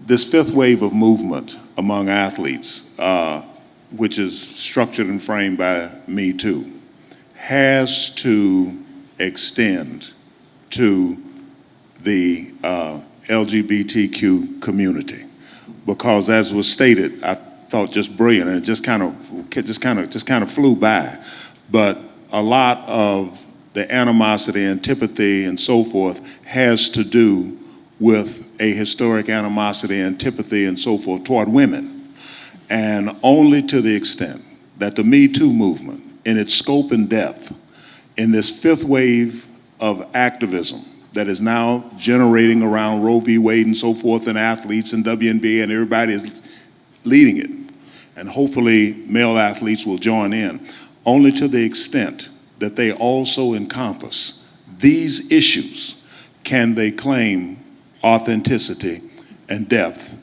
and legitimacy and so forth, in the sense that movements in the past have. So my question is, what plans do you have, not just to seek advocacy and allies on an individual basis? I think it's wonderful for me and Hannah to be sitting down talking about these issues like we do all the time. But there has to be a movement. and what is being done to step up and press that movement, because without it, progress is not only going to be slow, it is likely to be non-existent. Absolutely. Do either who wants to start? I think that's an incredible and far-reaching, complex question. I think one thing that comes to mind for me immediately that we can do while working within this system is end gender desegregation of sport at the youth level at the very least. I think that's an easy step one. I think that would be huge. I think, to your point, Dr. Edwards, and to your point, Patricio, what we need is a realization that this is not a fight for them or other. This is a fight about us, right? Like, this is all of us. And that a critical component of that is getting cis het men on board with fighting the sexism and the misogyny that pervades our society and that perpetuates ideas and norms that make people think less of and devalue women's sports and trans and LGBTQ plus athletes in athletics. And I think that a great stepping stone there is early childhood education and more integrative, inclusive systems of sport for our youth. Yeah, right on. I think you said it in terms of ending gender division in youth sports, and we do it a lot in rugby, and we'll be doing this, and we don't have any women or girls that we're working with Peak in particular, but our motto is if there are girls on campus or in some of these institutions, we want them to be working with the boys as well. We don't want segregation of the sexes. We don't want segregation of any sort, to be honest. I think also you talk about the intersectionality of everything. I think bringing in and tying together the sports community with the fashion community, all with Hollywood, with everyone, just having more unity amongst the people in this room and the bigger names, in those worlds, in fashion, in sport, getting someone as visible as, say, the Williams sisters or LeBron James, Steph Curry, maybe even, working to get these folks in this room next time we do this, I think is huge. And then getting them in a position and putting, or encouraging them and bringing them into the fold to use their social media platforms, to use the platforms they have when they win national and world championships, to talk about these issues is key. And so if we have access to those folks that are very visible, I think we can start making changes, and that's basically an expansion of what you just stated, getting more cisgender, heterosexual folks, and high-profile people talking about this and taking it to heart. Yeah, absolutely, I agree. Another big piece is coaches.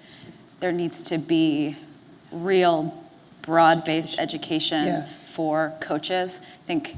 I would imagine many of us in this room might have played sports at the youth level, probably still play sports, and almost anybody can be a coach without any qualifications, and these are folks that are, responsible for our kids.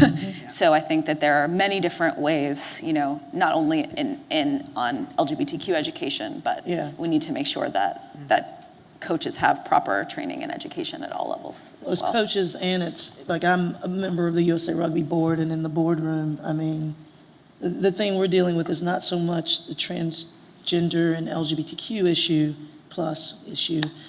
it's actually gender, right? And using the word guy, and every time you talk, first of all, there's 3 women in the room out of 12. And so, but at least there's 3 women in the room now as opposed to none, which was the case, a few years back, or at least 1, because they are required to have an international athlete, female. But, changing the language we use. And I feel like a nag sometimes, because in these board meetings, I'm the one who's correcting. Like, rugby's not just a guy's sport, right?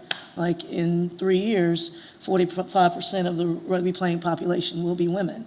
So let's start to change how we speak. But being a constant pest, right? That movement doesn't start necessarily with the big people, or the people in the high-profile positions. It starts with the coaches and the people in the boardroom, and the parents, and changing their language and how they communicate. Because when you can change someone's language, you change a lot about their perception, and over time, those reps count.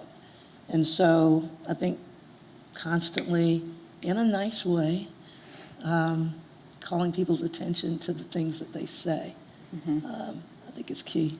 Yeah, absolutely. We have a question here. I'll keep my remarks brief, but Marie Tuitt, Director of Athletics at San Jose State University.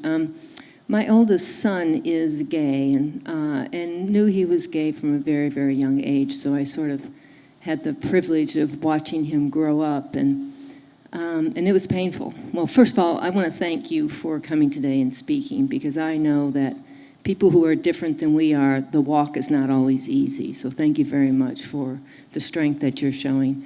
And unfortunately, the group that probably tortured him the most were athletes, the ones that tripped him in the halls and the ones that made fun of him. And he was brilliant, and he was actually a really good athlete. But and so now, as the athletics director at San Jose State, I come to the table with great worry for the 543 student athletes that I serve. But I think at night often about my young people that are different and how they navigate the ups and downs of their lives. And I'm convinced, and you have already mentioned this some point, that the people who think they are normal, and I'm not even sure what the word normal means anymore, but they're the ones that have to help the people. They're the ones that have to speak out. They're the ones that have to talk about how it's okay to be different.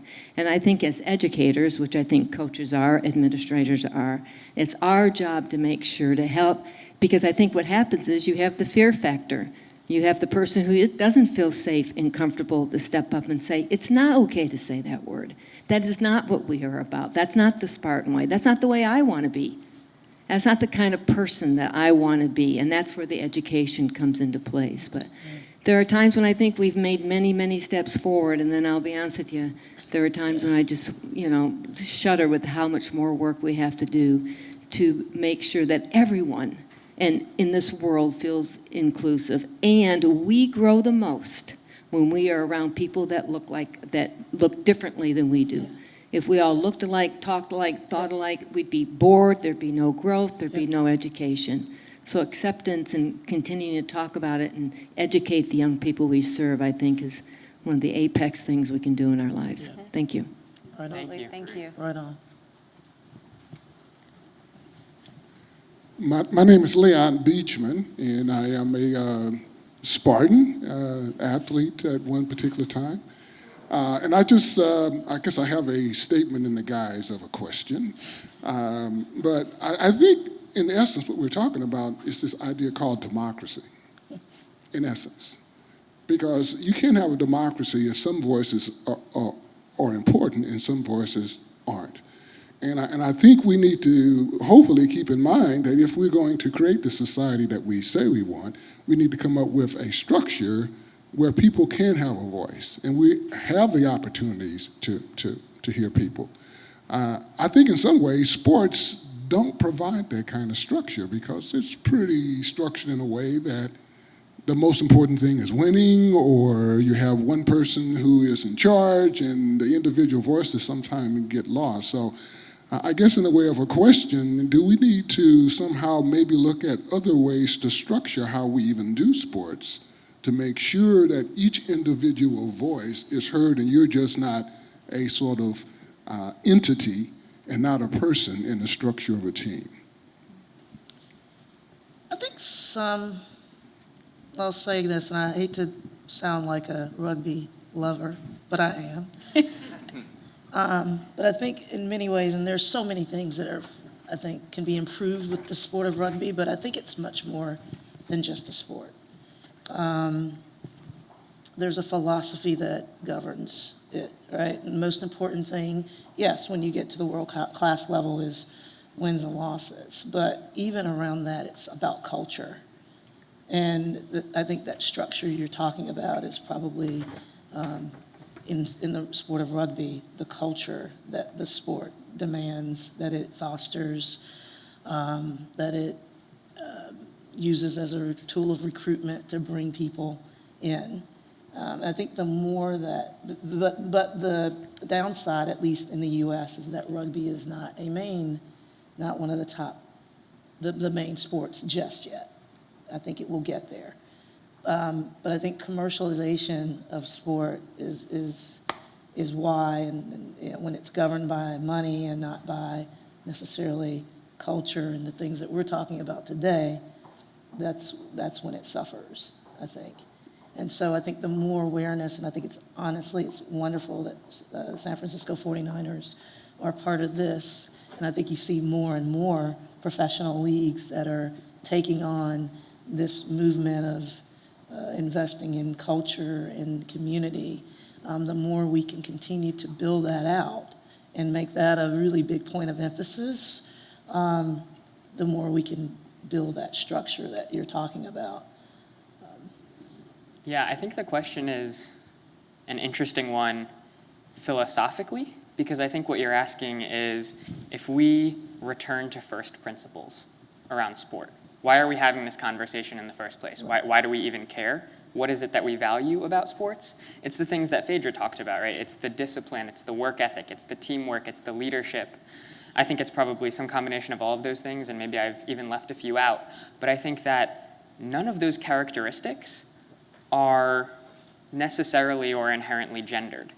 And yet what I do think we see in sport is a disparity in the ways that the existing system of sport facilitates and celebrates male bodies and male performance over women. And so I think that there really are interesting structural questions around whether or not it's worth re-examining the way our systems of sport are set up and what they're set up to be conducive to democratize sport, to elevate athletes from just being competitors focused on winning to really amplify and emphasize the values that ostensibly we value sport for: the teamwork, the work ethic, the leadership, the discipline. That was a perfect ending to this conversation. We are at time. Before we break, I want to say we're going to take a brief 15-minute intermission. After the intermission, we're going to continue the conversation on trans and non-binary participation in sport. And we have a very, very special announcement from the 49ers, so please stick around. And I just want to thank, again, everyone here today, and thank our wonderful panel. Thank you. Hello again. You've had a lot of me this morning. I hope everybody's okay with that. I'm back again. So at Athlete Ally, we believe that sport has the power to change the world when it welcomes and empowers all people. We believe that everyone should have equal access to an opportunity in sport. In recent months, debates about transgender and non-binary athletes' participation in sports have been raging. At the same time, we've seen an uptick in institutionalized discrimination and overall violence against trans and non-binary people. These two things do not exist in isolation. We have seen the conversation in and around trans and non-binary participation in sports used as a weapon to deny transgender and non-binary people their humanity.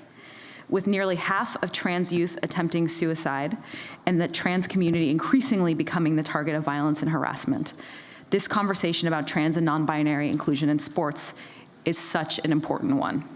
And we heard from Patricio Manuel earlier today with that incredible keynote. If any of you in the room missed it, I hope we have recording of it somewhere.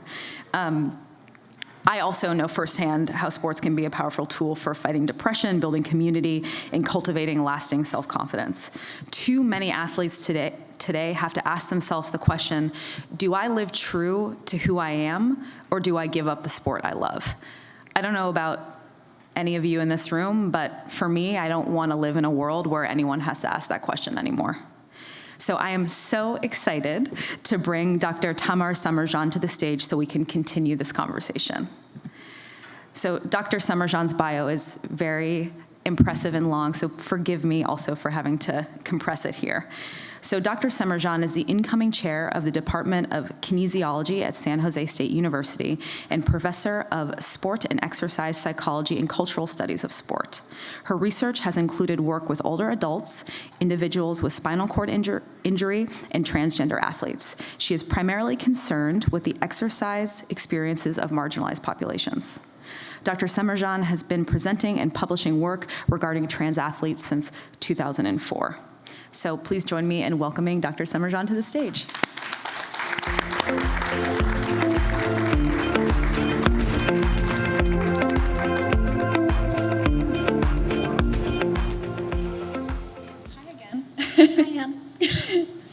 So first of all, thank you again for coming and having this conversation with me. I'm really excited to have more time to connect and have this conversation.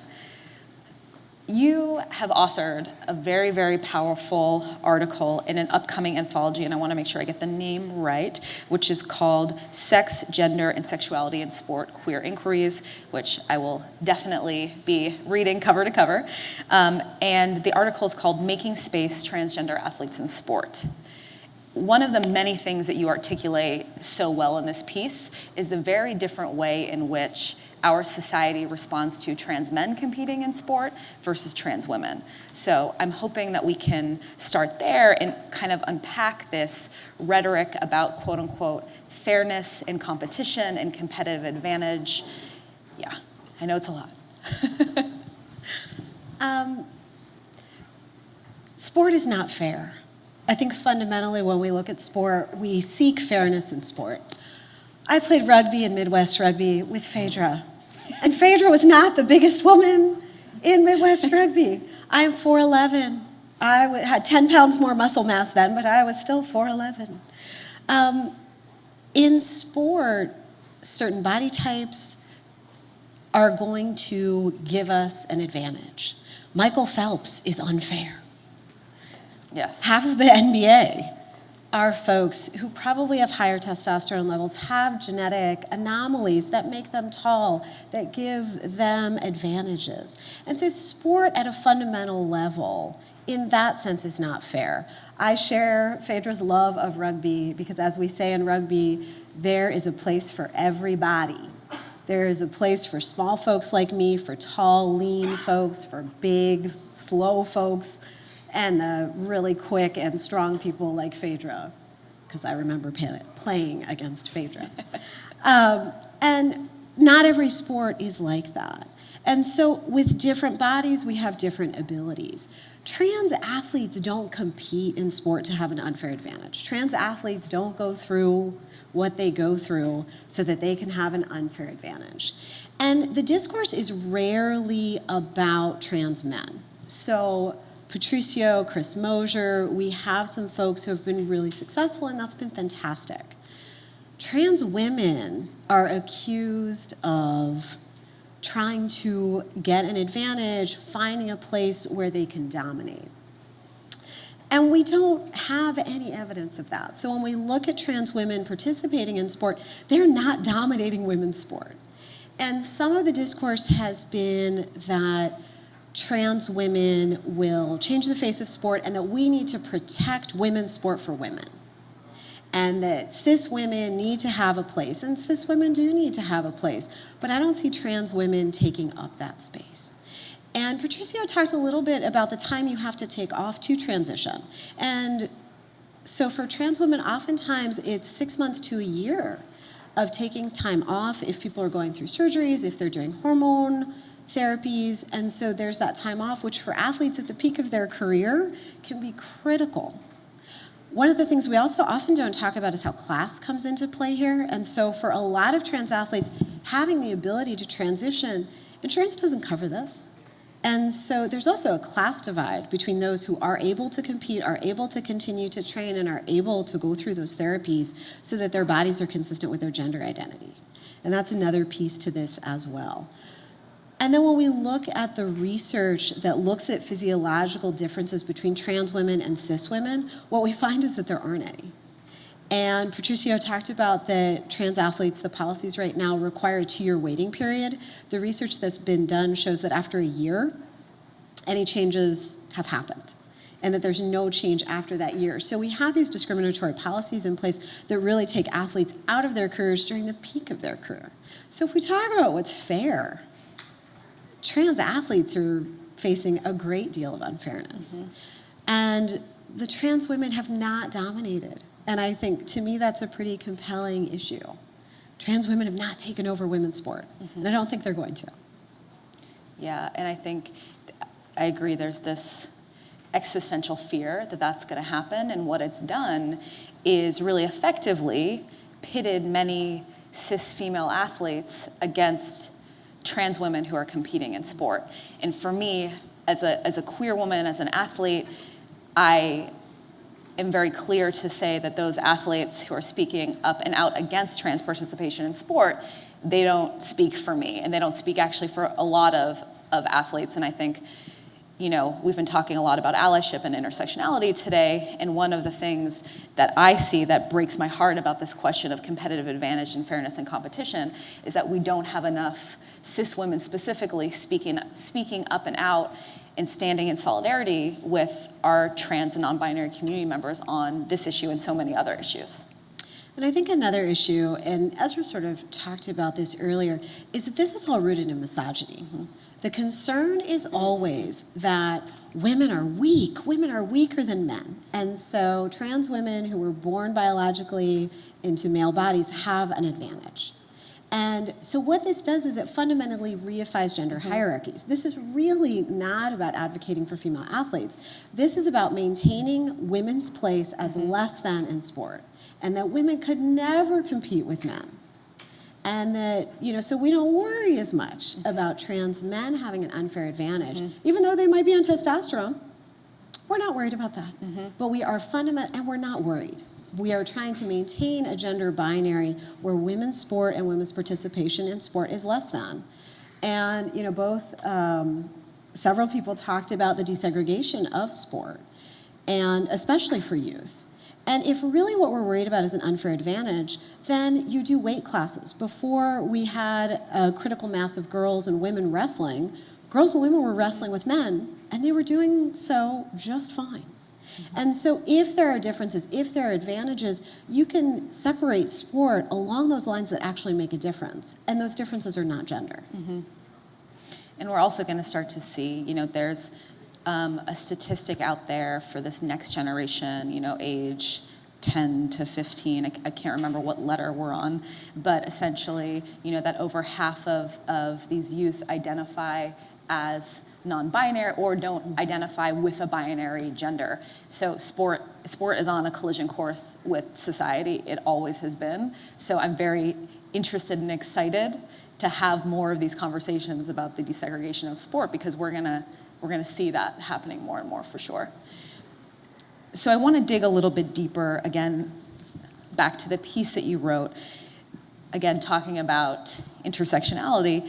You talk through the very different ways in which Fallon Fox, who is a black woman and an MMA fighter, and Chris Mosier, who you just mentioned, who's a Team USA triathlete, and a white man, have been received, and kind of the rhetoric around their competition, the way they've been covered in the media.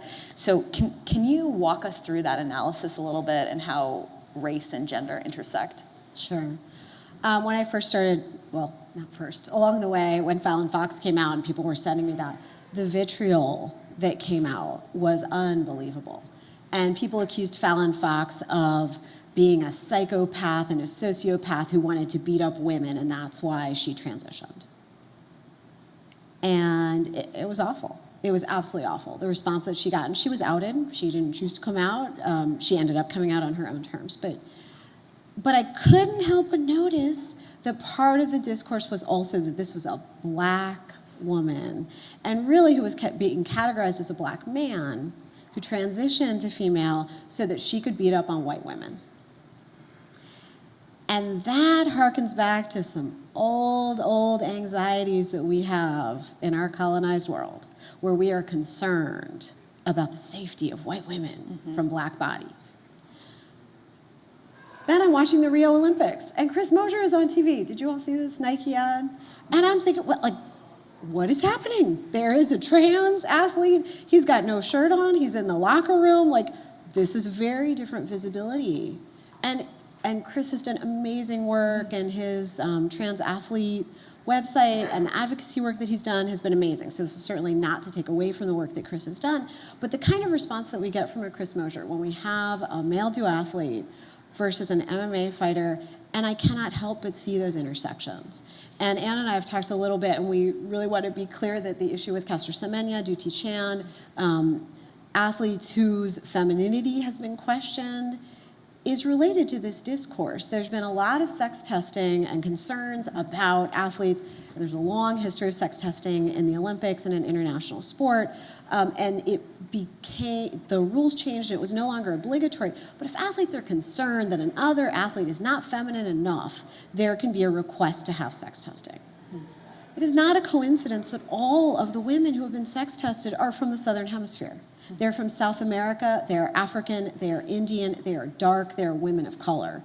European women are not being, American, European, Canadian women are not being submitted to this. And so I think there is an underlying racism to how we look at this, and that women of color are not really women.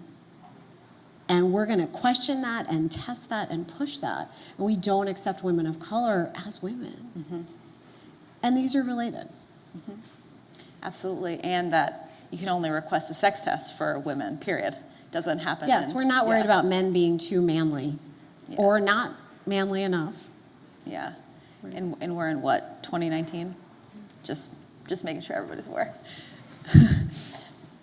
So let's talk a little bit about policies and practice and what, from your research and where you sit, what inclusive policies look like for trans and non-binary athletes. The simple answer is that people should play where they want to play. And we call those gender consonant policies. If you say you're a boy, you play with the boys. You say you're a girl, you play with the girls. You want to run with women, you run with the women. You want to run with the men, you run with the men. One of my colleagues at Cal State LA, when I was there, Talia Betcher, is a trans activist and a philosopher, and she said, unless you're planning on sleeping with me, what's in my pants is none of your business. And we spend a lot of time worrying about what's in people's pants when we talk about trans policies in sport.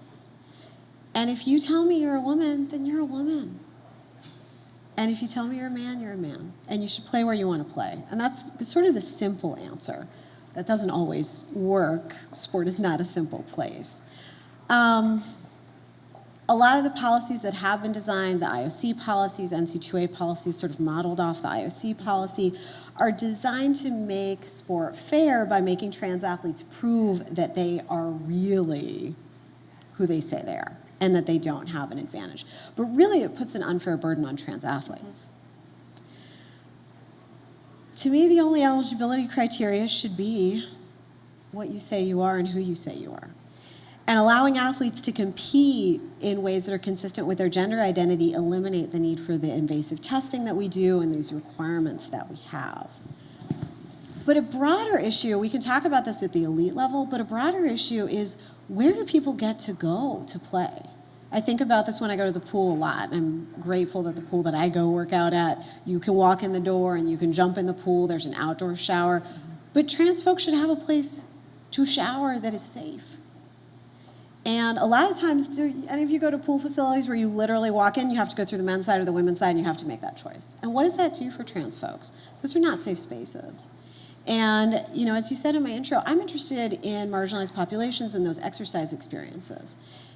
At the time when trans folks, we've talked about the power of sport, that it is a place where we deal with our anxieties, our tensions, our anger, where we find ourselves, where we prove ourselves, where we become who we are. And at the point where trans folks need that the most, we take that opportunity away from them when we take away the opportunity to have spaces to play. Mm-hmm. All we ever want to do in sport is to show what we can do, to struggle, to strive, to train, to be our best, to be our strongest. I feel so fortunate that at my size, I was able to play rugby. That strength, Phaedra talked about explosion. Those drills where you get up and you go hit that bag, those are my favorite things. And I think at my size, to have that power was really formative. trans folks need a place to play. We all need to make space so we have a place to play. And so that's where the policies should begin and end, to my mind. Mic drop. No, I agree. And, we've seen probably the most progressive sport governing body in terms of trans and non-binary inclusion has been youth sports in Canada, where their policy is who you are is who you are, play in whatever team you choose. And they developed this policy because the scientific evidence that undergirds the IOC policies, the NCAA policies, they reviewed it. They had a bunch of medical professionals on their team review it. They said there's just not enough there for us to justify this undue burden. So, and I think that's a really amazing moment for sports in general to have such an inclusive, wonderful policy. So I hope also that one day we will be there more broadly. And fundamentally, one of my favorite quotes, and I was looking back actually at the book, and somebody else used this, so I'm going to use it again, is that for us to create change, we have to create culture. And culture eats strategy for breakfast. That's one of my favorite, that's my new favorite quote. Culture eats strategy for breakfast. You can have all the interventions, all the strategies you want, but if our underlying values, beliefs, norms, narratives, discourses, and hierarchies don't change, it doesn't matter if we have the policy. We have to change our culture where we don't look at trans folks as interlopers and invaders, where we're not looking at people who they don't belong, you don't belong, you're not really. The number of conversations that I have, and my students do this a lot, they're like, so that woman you're talking about, that's really a man. I'm like, no, that's really a woman. That's a trans woman, she's really a woman. We have to change the underlying culture and our understanding of what this means, of what gender means, about how we do this. Because having those interventions, having those policies, it's not enough. I agree. Changing hearts and minds is such a big piece of the work. And I think also, again, to come back to this idea of undue burden, it should not and cannot only be on trans folks to have to sit and constantly explain their experience. So I think also if this, for example, is an issue maybe some of us in this room are new to or unfamiliar with, there's always learning that we can do as cis allies. And it's important to know that in our allyship journey that we will make mistakes, and sometimes we don't say the right thing all the time, but we can learn to be a better ally in any moment. So I think that's important too, especially as we move to the Q&A portion of this. So I don't know if there's anything else you want to wrap up with before we move to the Q&A. I was thinking about this. When I was working on the chapter, I was talking to my running club. So I do trail running. I do 10K trail runs. And I was talking to my running club, and they said, T, come on. If you lost to a trans woman, how would you feel? I was like, I hope I'd feel okay. Like, I think I'd feel okay. I'd like to think I'd feel okay. And my next race, there was a trans woman. And I got bumped out of the top 3 in my age group. And I was like, I am okay. And I think I've beat her before. I've run with her before. I've seen her at races before. I assume she's trans. I don't know. But I was okay. And we have to be okay with that. We have to be okay that when we give our best performances, when we do our best, that we're not worrying about what other people are doing. We compete our best, we strive, and we make space. And that's what's fair. Thank you. A round of applause for you.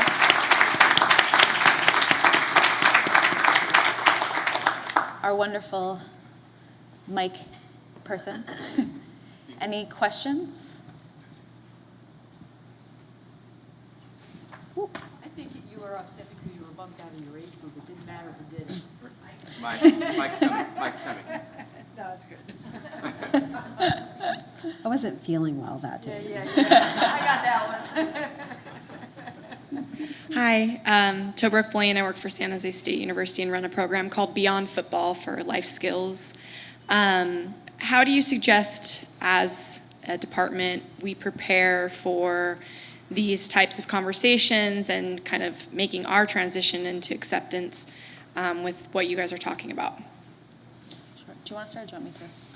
There's a ton of education programs. You know, I think Anne has a curriculum. Pat Griffin has worked for years. The NC2A guidelines that have come out along with Pat Griffin and other groups. So I think you've got to train, but it's that everyday culture too. You know, and a lot of this comes down from the coaches. And a lot of what athletes pick up is the language that their coaches use. And so, again, you've got to create that culture. And that comes from below and above. One of the best, it was amazing to me, one of my colleagues is at another D1 institution, and they had an athlete who was competing on the women's cross country team and who has transitioned to the men's team. And they went and talked to them, you know, and this athlete was really nervous and very concerned and had support from both sides, had support from the institution, and had support from the coaching staff. And they've made a really seamless transition. So, you know, and as Anne said, this is going to happen more. And we're going to see this. Kids are advocating for themselves. They're being true to themselves at an earlier age, and we're going to see it. And so it's training, it's culture, and there's curriculum. I've hung out with the football team. As Ben knows, that's a large group of people. And so with that, smaller groups. And having group discussion and intermingling, right? So not just going with your team and like, oh, we have to go to this training, right? Because if it's that, if the coach was like, you guys have to go to the training, the AD said you got to go to the training, like.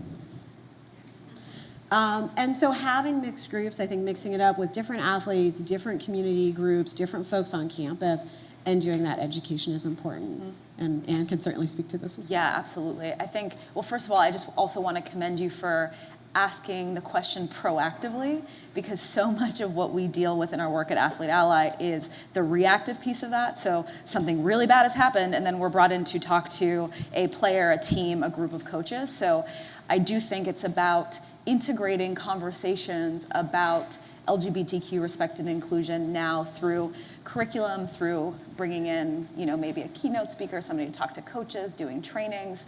You know, another piece too is every day there's something happening in the news that you can potentially, you know, connect to people to have a conversation about in a way that feels a little bit more organic. So part of it is starting to have those conversations, especially with coaches, student athletes who, you know, the second you sit down and they feel like they're being lectured, you know, the eyes roll back in the head. So the more ways that those conversations can happen organically. And again, I mentioned our online curriculum before. It's a great initial resource to have coaches do. You know, coaches often are super busy, so sometimes doing kind of the first 2 sections of the curriculum is also really helpful, just to kind of get the language and the basic understanding of LGBTQ issues out there as well. Thank you. My name's Robin Huey. I'm the project manager for creative services here at the Niners, so I'm glad you all are here. I love that we talked about trans issues a lot. I identify within the LGBTQ community, and I know that's one of the most marginalized groups that you could really cover, so I'm glad that you all are here and covering that. A question I have is, I know that social media likes to cover a lot of, like, we have Pride, we have National Coming Out Day, we have Trans Day of Visibility, and I love that we talked about culture and how that's such a big component of advancing what it would look like to have more equality.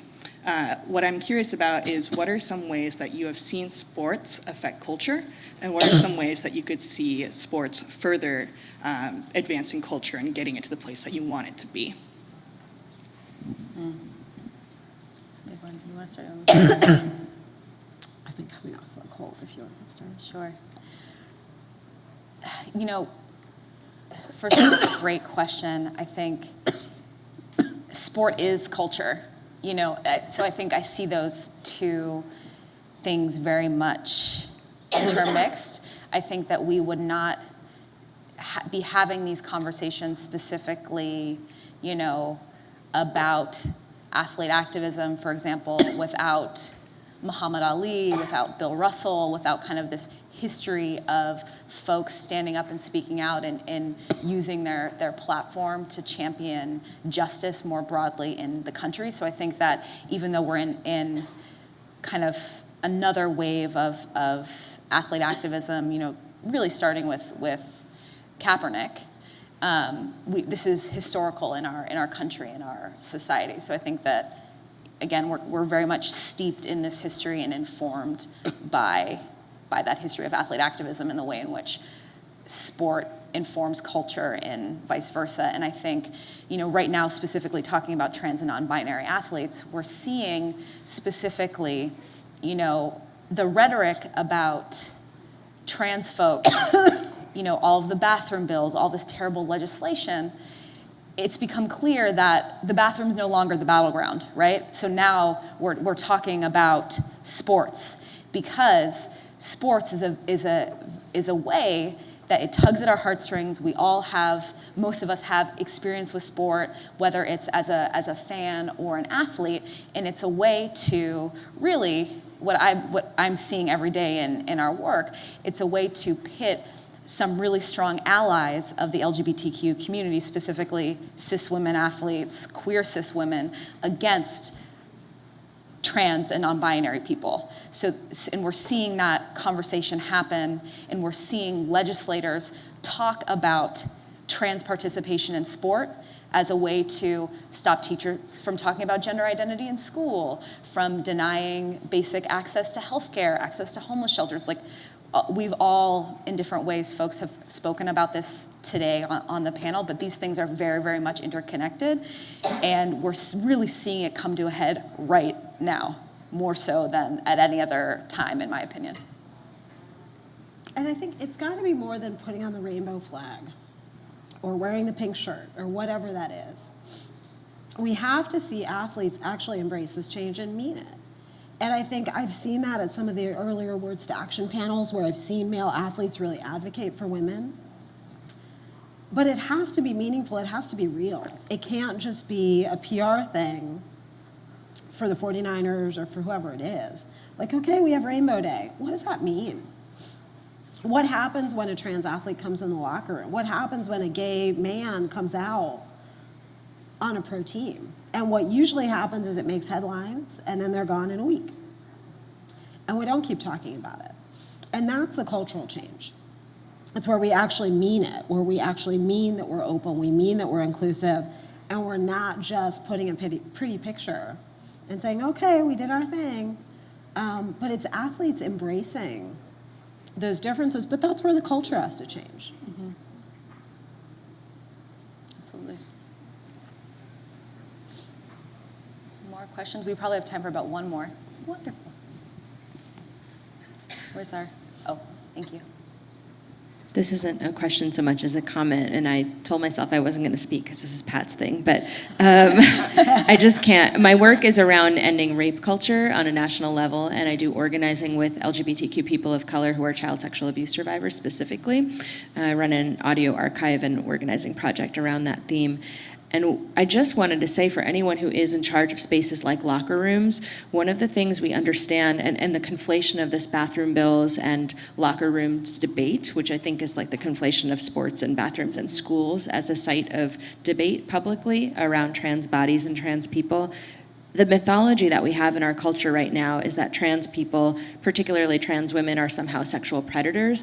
And when you look at the data as illuminated by human beings' stories, what you see is it's actually trans children, especially trans feminine children, through the high school and college years, who are most vulnerable in spaces like school locker rooms and school bathrooms. I've heard so many stories over the years of doing this work of people who are raped or sexually assaulted in their locker room space and in their bathroom space. And there's a lot of evidence from even the American Academy of Pediatrics that it's gender nonconformity that makes a child a vulnerable target.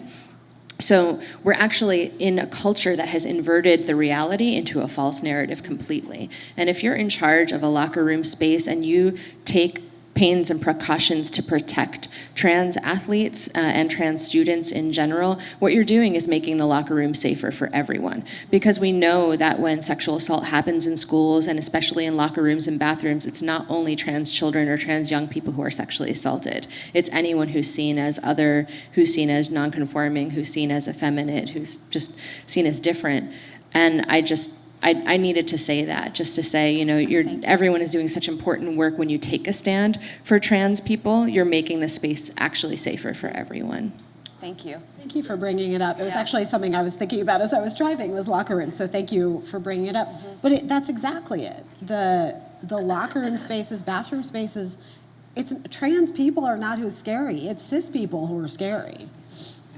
I have an ex who was in the locker room and somebody started yelling, "You are in the wrong locker room." Yeah. Because she was muscular and didn't conform. And for trans women, where do you go?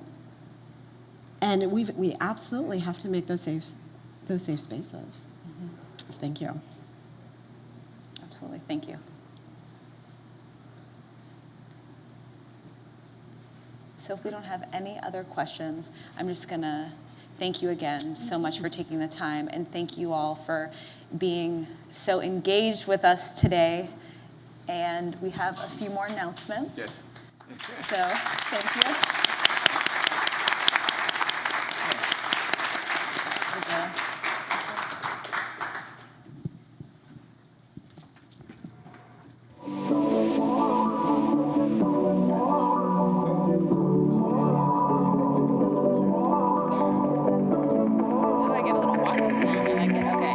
As Dr. Edwards, but I am pretty tall. So I'm Hannah Gordon. I'm the Chief Administrative Officer and General Counsel of the San Francisco 49ers, and I'm here to introduce our president, but first I did want to thank a couple people without whom today would not be possible. Nick Clark, who worked tirelessly from the 49ers on this event and on what Al is about to announce. Jared Muella, also who worked with him on fan engagement, and their department handles both fan engagement, but also our youth football work. And so I just want to note that they are running a gender desegregated age 7 through 14 free flag football leagues across the Bay Area. So I love that you brought that up, Ezra. I also want to thank Robin Huey and Ashley Vind, who really contributed to a lot of the thought work that went into this. And she couldn't be here today, but our assistant coach, Katie Sowers, also wanted to say hello to all of you. Through me, and to Rodney Knox and everybody at San Jose State. This would not have happened, obviously, if not for you. An athlete ally, you did a fantastic job putting together. I mean, Patricia was just amazing, all these panels. It was really, really powerful work today. And he had to leave to speak to second graders as part of our Follow Your Bliss Awards, but Dr. Edwards for his role both at San Jose State and with the 49ers. And we never do these things alone, so I want to call out, well, for one thing, the Warriors, who came through strong today with a big contingent, but also other professional sports teams, the Vikings, who hosted something last year and who wanted to participate in this, the NFL, who a representative from there was trying to fly out, but unfortunately couldn't make it, have all been incredibly supportive of this. And really the York family, so the family that owns our team, like this wouldn't happen everywhere. This happens because these are things that they care about and support. And so I'm really excited to introduce the man who is my boss and my friend, and who is an ally and an advocate who never tells me no, no matter what I say. This is something that's important, or if I want to, when you talked about listening, if I want to talk about my experience as a woman or somebody else's experience as an employee, he always listens. And he was part of putting together the entire partnership with San Jose State. We would not be here. We certainly would not be having this event. We would not be making the announcement that we're making if it were not for this man. Most people talk about how much money he's bringing into this company, all the company he's building. He has an incredible resume, but I really want to introduce him just as a person, as an ally and as an advocate, our 49ers president, Al Guido.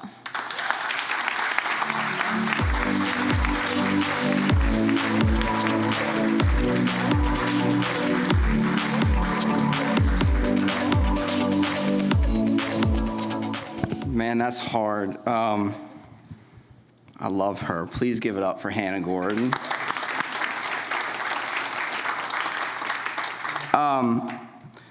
So many thank yous. Thank you for everybody being here. Thank you for those who spoke. Thank you to Dr. Edwards, who shared inspiring stories of courage and perseverance. I was moved all day. Sorry, I didn't sit here. I have 2 herniated discs in my back, so it's much easier for me to stand over there. But some of the statistics and some of the stories that were shared are just staggering. And it tells you just how much work we still have left to do. on this topic. And I couldn't do it without everybody that Hannah just thanked. Doctor mentioned something that I talk about a lot in my daily practice, which is culture eats strategy for breakfast. And it was fascinating to hear that come from someone else. And with our team, with Hannah, with Jared, with Nick, with everybody who's been a big part of this, we couldn't have done it without them. But especially want to thank the York family. Jed York is a total rock star, not just as a team owner, but as a person, as a humanitarian. This is not just something that we want to do and roll out. I will point you to a time when the North Carolina bill happened. This is not just in our market. It's not about what it means to be a San Francisco 49er. This was happening in somebody else's market, where an NFL team actually resides. And Jed decided, as we were playing the Carolina Panthers, to fly out days earlier with myself and a bunch of other contingent to meet with folks who were fighting this bill. And Jed decided to put his money in a market, frankly, that there was a lot of debate around whether or not he should. Should he step up in a market that already has an NFL team? And what is our responsibility? And he viewed it as a responsibility as a humanitarian, as a person, not as a team owner, not as the San Francisco 49ers, but as a person to really step up and make a change and make a difference. And we wouldn't be here without him.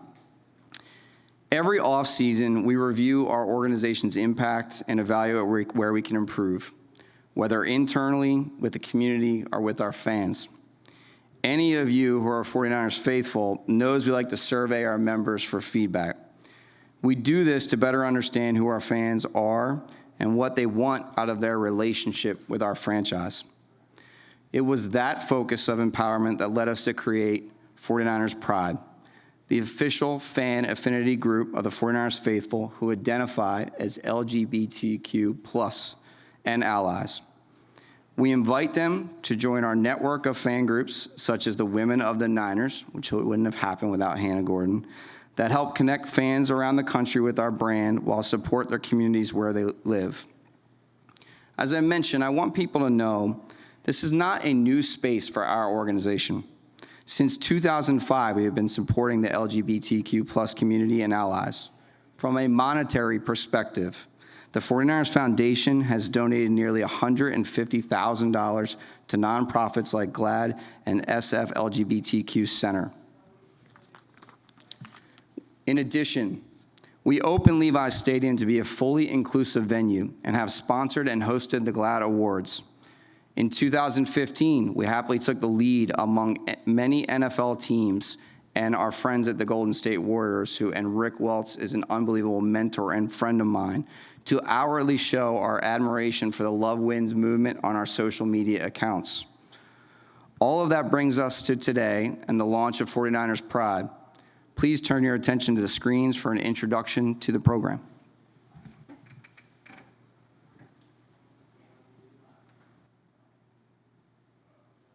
Us pioneer a community of dedicated fans for over 70 years. As we prepare for the upcoming football season, we want to celebrate the passion of all the faithful, no matter how they identify. If your team is the red and gold, you belong in the 49ers family. We're proud to launch 49ers Pride, the official community of 49ers fans who identify as LGBTQ+ and allies. This new platform is the latest opportunity to connect with the team where you can be loud and proud about your 49ers Pride. Throughout the calendar year, 49ers Pride will share insider looks on what the organization is up to in the LGBTQ+ community, opportunities to participate in experiences such as marching with the front office in the San Francisco Pride celebration, and invitations to attend philanthropic and social events with like-minded faithful. To learn more or to sign up, visit 49ers.com/pride.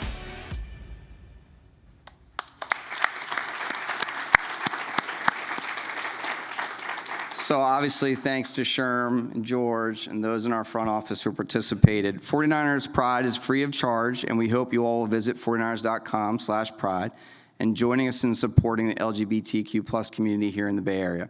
You're going to see the 49ers Pride branding. Come on. I got a bunch of 49ers branding. At watch parties and special events throughout the region and year-round. We'll have much more information on the website as we develop regular content with relevance to the Pride membership and engage members on broader issues within the community. And this June, You'll be able to find 49ers Pride merchandise at the 49ers team store in Levi Stadium and online at shop49ers.com, with all proceeds from the sale of Pride merchandise going to support the LGBTQ plus focused nonprofit organizations here in the Bay Area. Most importantly, at the 49ers, we understand our goal is to win championships. We talk a lot about our why.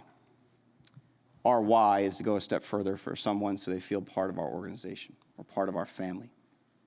We want every fan to feel like a part of the 49ers family, and we look forward to furthering our presence in this community with this initiatives.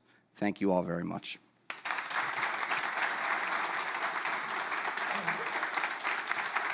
Please help me welcome Ms. Joan Ficke back to the stage. Where's my T-shirt? Like now. Over there. No, now.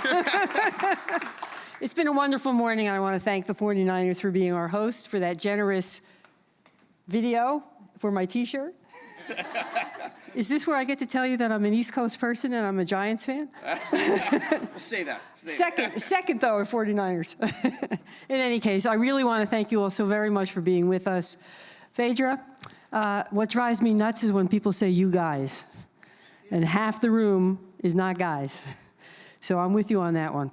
But what I heard over the course of the morning is my favorite word. No one used it intentionally, but I must have heard it at least a half a dozen times, and that's the word courage. To be an athlete is to exhibit courage.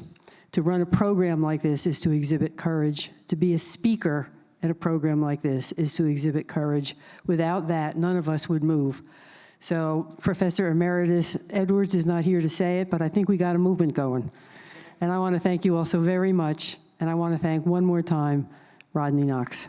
Thank you. Thank you, Al. Thank you so much.